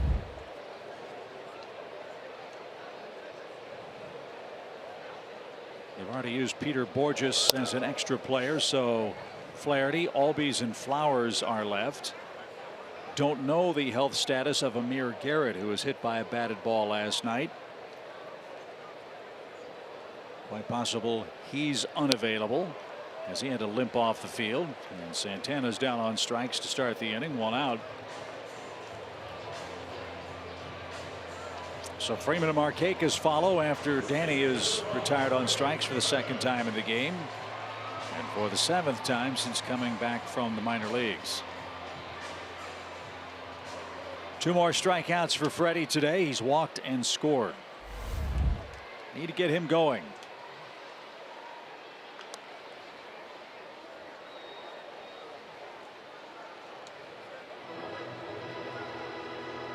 Yeah, I thought after that base on balls that he coaxed, which was a really good at bat, spoiled some good pitches, fouled a few pitches off the left side. Maybe that would get him going, but came back with a strikeout. Next at bat, so.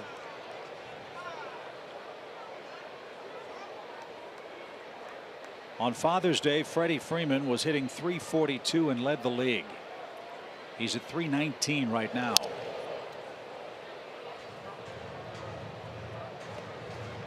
That's in 10 days. His timing's messed up. If he is getting out on his front foot a little too much and taking his hands with him, then he doesn't have a whole lot left in his swing.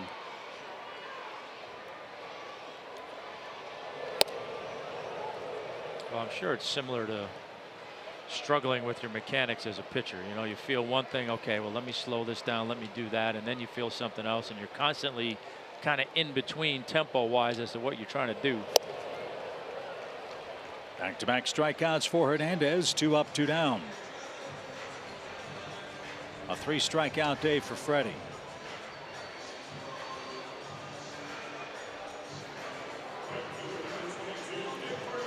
And here's Nick. Nick has a single and a run. Braves were 4 for 5 with runners in scoring position in the 4th inning. Then in the 5th had the bases loaded, 1 out. And the run they got was on a gift. Otherwise, it would be a 6-4 game in favor of the Reds. And a strike.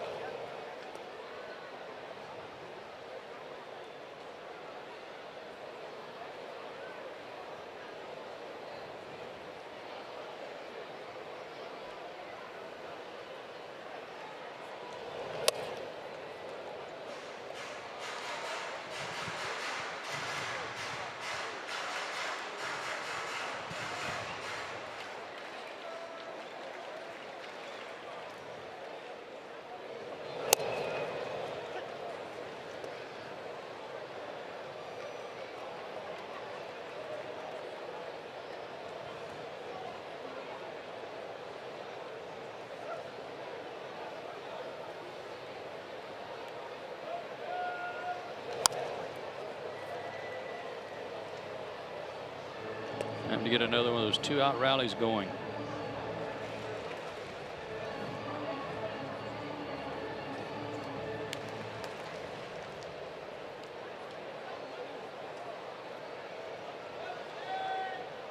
The 1-2 pitch. That was an awkward swing by Nick.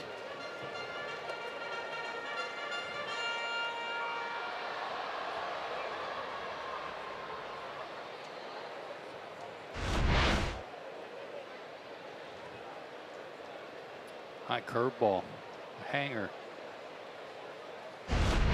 Kind of a delayed reaction swing. And a swing and a miss, and Hernandez, how about that inning? Santana, Freeman, and Markakis all struck out swinging.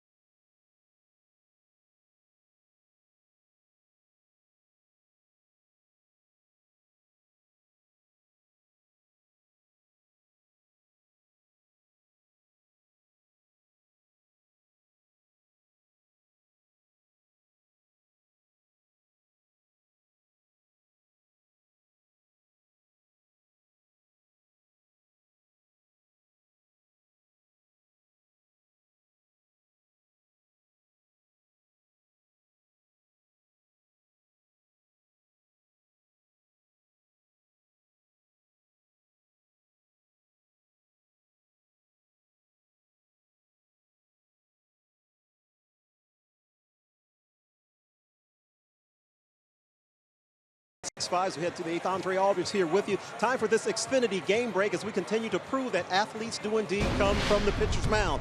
Our man, John Smoltz, will be taking part in the U.S. Senior Open tomorrow at the Broadmoor in Colorado Springs. And his tee time, as you can see, 9:21 tomorrow morning. Our coverage on FS1 will get underway tomorrow afternoon. But Smoltzy always with that game face, always with the focus. I played on that course, and I've left a lot of golf balls there. Smoltzy doesn't do that because he's a big-time guy. So we will be rooting for John, and hopefully he'll do big things, Chip, out there at the Broadmoor. What a thrill for John. Couldn't be happier for him. And you're right, we wish him all the luck in the world as Billy Hamilton leads off for the Reds. We've hit the 8th inning. Cincinnati with 3 in the 7th has taken the lead. Ryan Flaherty's taken over for the Braves at third base. Couple more defensive changes here as Hamilton slashes one out of play. 1-1 the count. Danny Santana has moved to center field, so Ender's out of the game.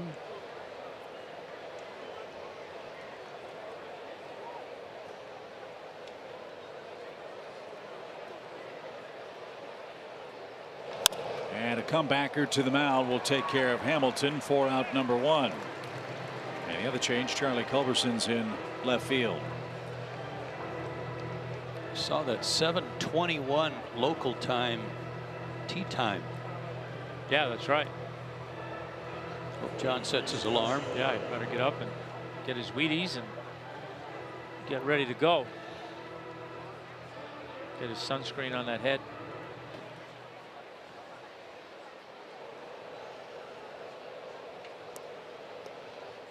So back to the top we go. Here's Schebler. All the misery for the Braves in the 7th inning started with a walk to this man by Sam Freeman. And he jumps on the first pitch and hammers it toward the Braves bullpen. Santana on the run, makes a great catch. Wow, Danny.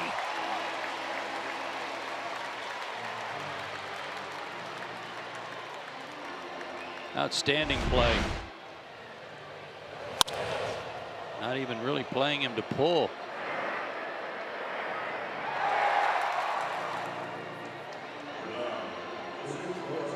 And Schebler once again tries to ambush a first pitch and very nearly did for an extra base hit, but a great grab is the sack it out. Here's Peraza. A homer, a triple, 2 runs scored for the former Brave, who takes the strike. Phillies host the Yankees later tonight. Washington is idle. Braves start action with a 3 1/2 game lead in the East.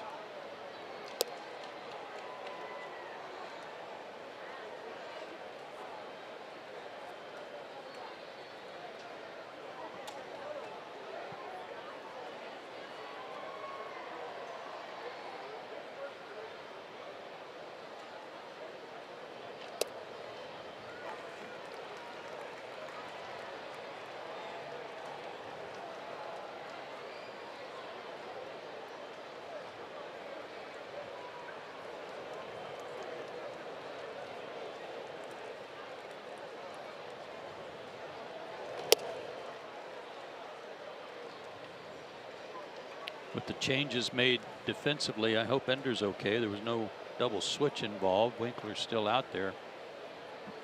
Hope Ender's feeling okay.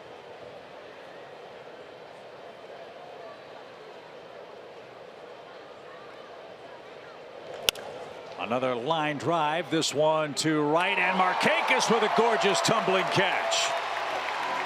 Woo, boy. Couple of rockets off the bats of the Reds. Schebler and Peraza. Markakis with a sprawling grab in right. Takes away a base hit. And it's a 1-2-3 Cincinnati 8.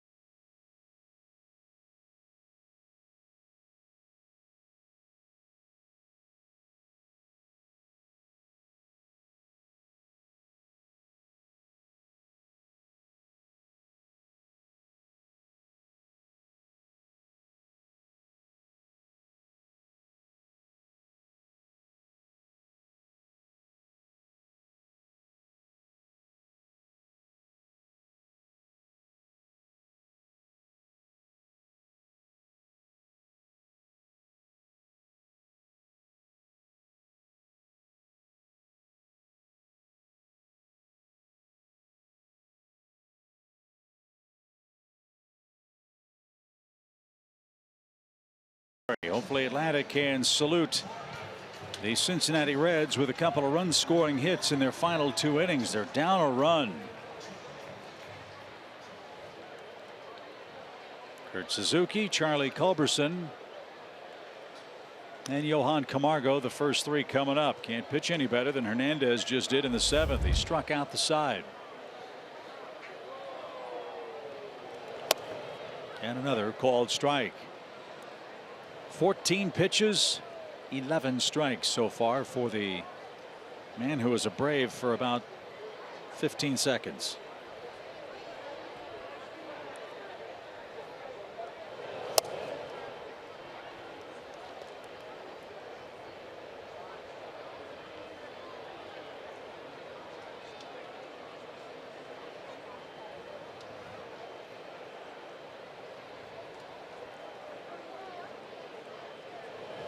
Hernandez worked for the Gwinnett Braves last year, 7 games, a 1.13 ERA, and then was sent to the Angels.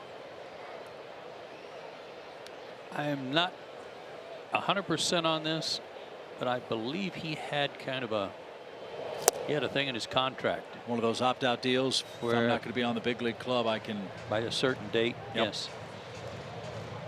Braves signed him on March 27th. April 24th he was traded to the Angels. July 31st was traded to the Diamondbacks, became a free agent, and then with his good work and finally coming back from Tommy John surgery and other elbow issues, got a 2-year contract.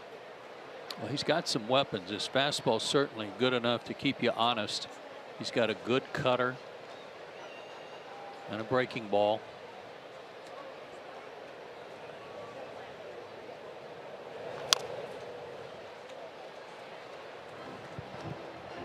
Kurt's hanging tough here. 2 balls, 2 strikes.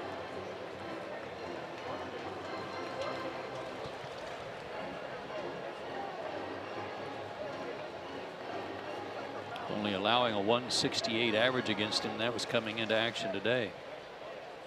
16 hits now in 27 innings. Got away with 1 there. Yep, into the seats, foul. Well, we know about the Braves, 2-out abilities. We know how good they've been in the 7th, 8th, and 9th innings.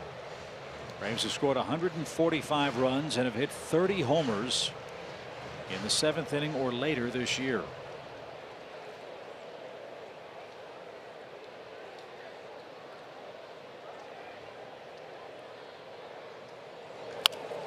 Little pop into shallow left. It's going to get down for a hit. So the tying run is aboard. Kurt Suzuki with a good at bat. His 2nd hit of the game. And there's a start for Atlanta. That'll bring up Charlie Culberson, who's reached twice.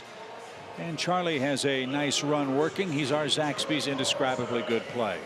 His last 11 games, you could actually go back probably to the beginning of May and how Charlie has really been a big asset to this ball club. Jim Riggleman is not going to allow him to face David Hernandez. Who went an inning plus with 1 hit, no walks, 3 strikeouts. The Reds have an excellent bullpen, and looks like Jared Hughes is going to come in and try to retire Atlanta here in the 8th inning.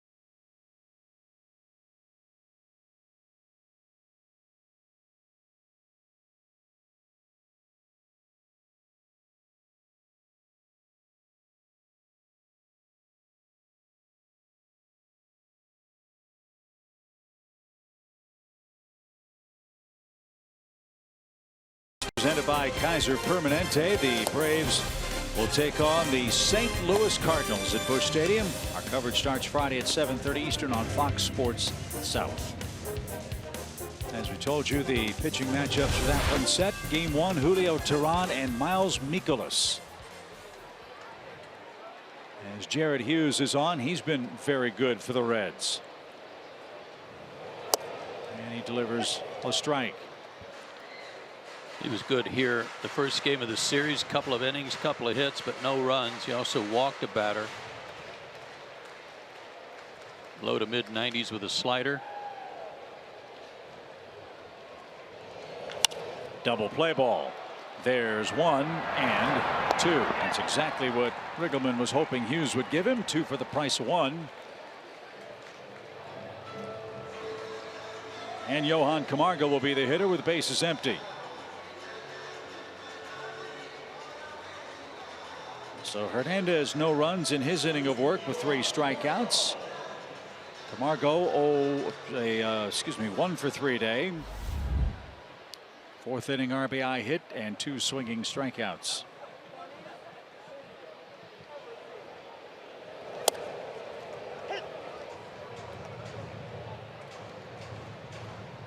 This is what we hoped the Braves wouldn't have to encounter in this series. Joe talked about it on the opening telecast. Don't want to be in this Reds pen in the 6th or 7th inning down a run or 2. They've got a lot of weapons, a lot of versatility, lefty righty action, and guys that are getting good results. And they might even be short-handed down there today if Amir Garrett's not able to be used. Little dribbler right side. That's a tough play. Race to the bag, and Hughes with those daddy long legs makes the play. And he gets a couple of ground outs, 3 outs on 2 batted balls, and the Braves are out of luck in the home 8th.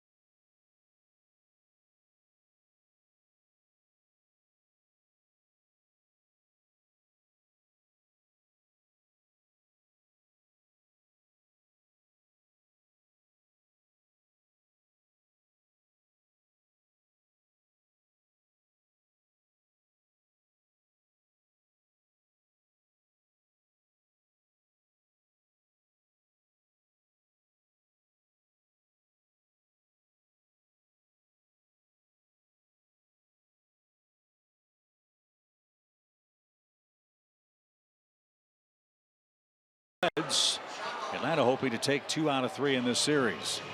3-run 7th inning for Cincinnati. They parlayed 5 hits and an error in that inning to take the lead.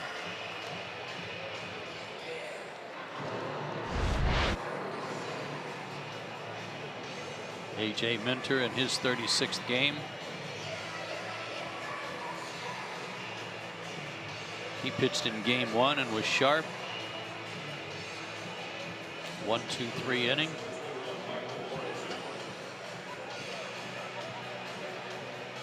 And a pitcher's going to pinch hit. Well, why not? This guy's got a couple of home runs. Michael Lorenzen is going to hit for Hughes.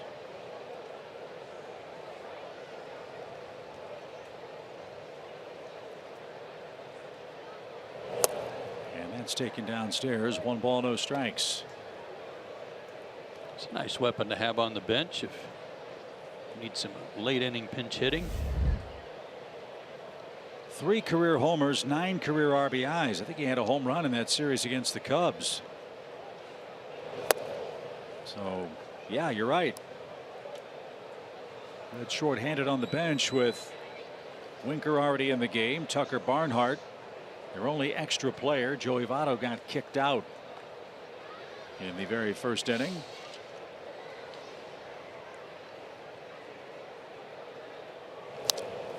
And he's got a healthy cut there. Lorenzen 2 for 4 at the plate this year. 1 homer, 1 RBI, 1 strikeout.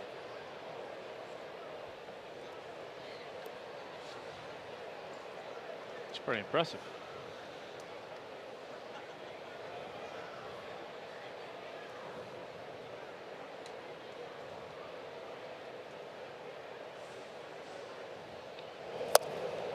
That's a little low. And Minter's gone 3 balls and a strike to a Reds pitcher pinch hitting.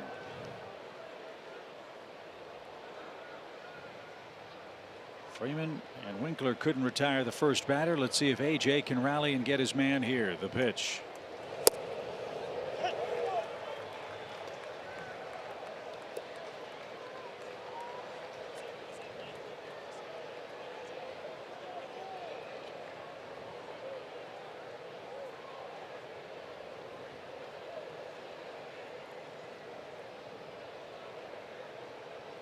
Full count.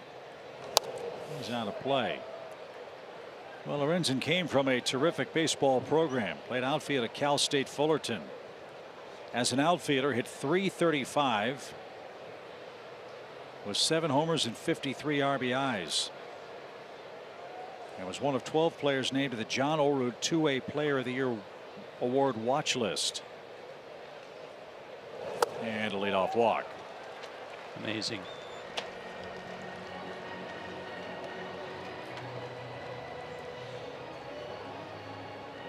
So a walk to a pitcher pinch hitting in the 9th inning of a 1-run game. That's what got a 7th inning rally started. And here's Suarez.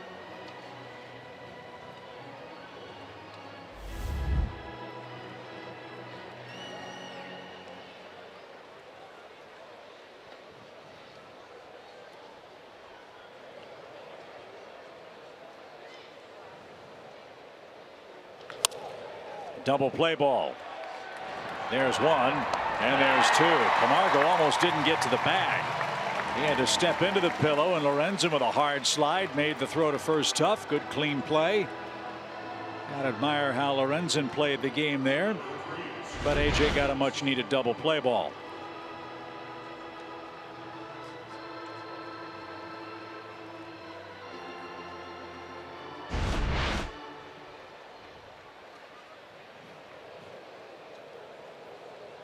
Good feed by Dansby too. Good quick one so Camargo could get out of the way. At least avoid getting spiked or knocked down.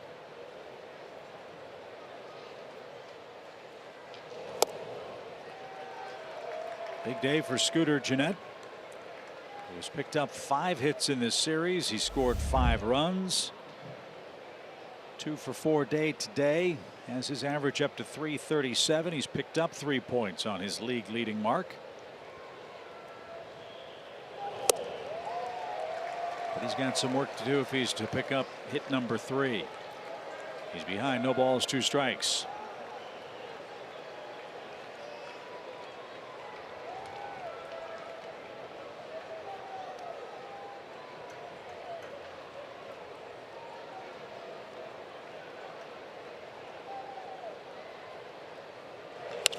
And a liner caught.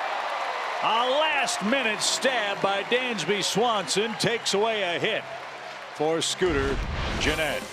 Braves pitch around a leadoff walk, a double play, and a line out sends us to the 9th inning, where Dansby leads off in a 1-run game.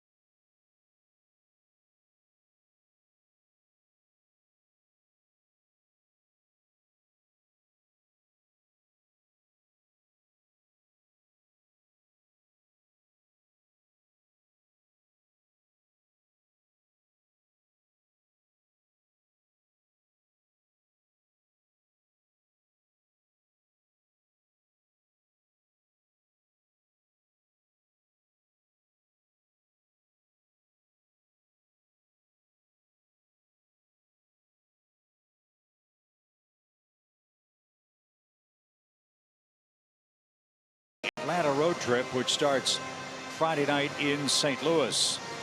Last chance for the Braves, down a run. Dansby Swanson will be the first hitter. Raisel Iglesias is coming on for Cincinnati. He will try to save it for this Reds club, which has gotten 4 innings of 1-hit relief in Game 3 today so far. He pitched an inning and a third yesterday. Gave up a hit, a couple of walks, also struck out a guy, and picked up his 14th save.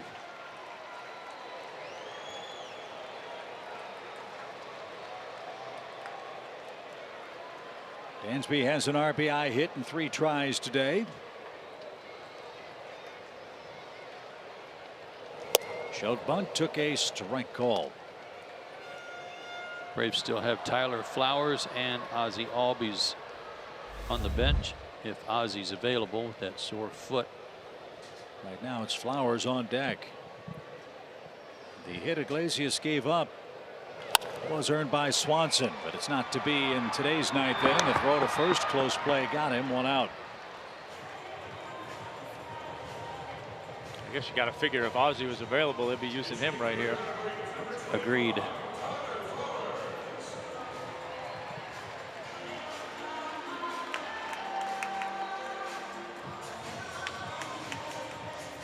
So Flowers will pinch hit for Atlanta.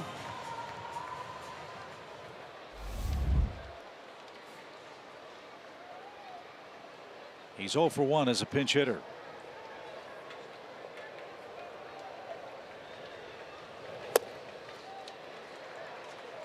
Six runs, 11 hits for Cincinnati, 5 runs, 7 hits for the Braves. Each club's committed an error. Freeman and Stevens, the pitchers of record to this point. Iglesias trying to save it. And he pumps over a strike for an even count.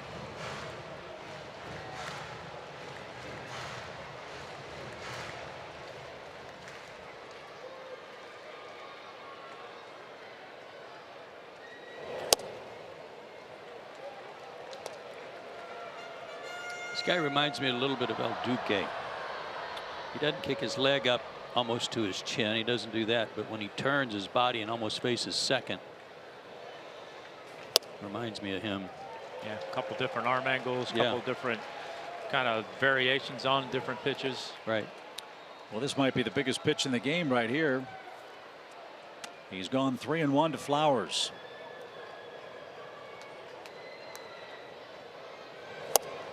And that went in at the knees. Tyler not sure about that. He was a step toward the first base bag. So full count.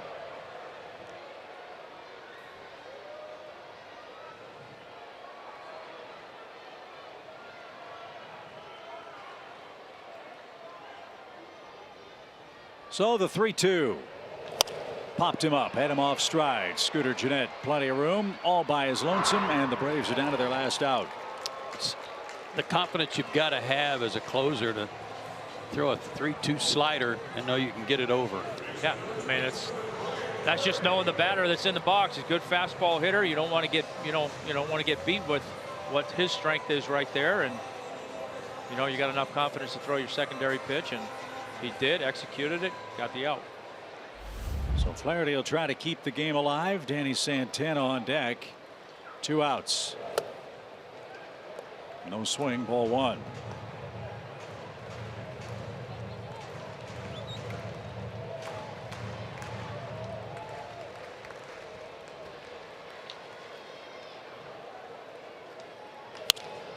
Liner down the left field line, curling toward the corner, but into the seats.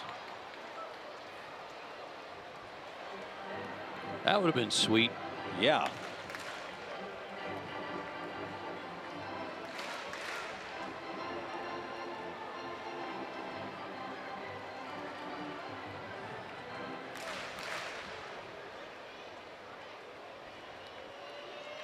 Braves pen in this series, 13 1/3 innings, 14 hits, 9 earned runs allowed to the Reds.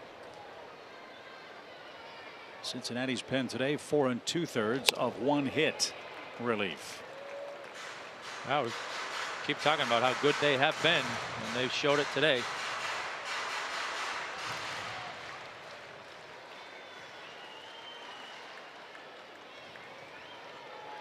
And the 2-1. Back to the mound.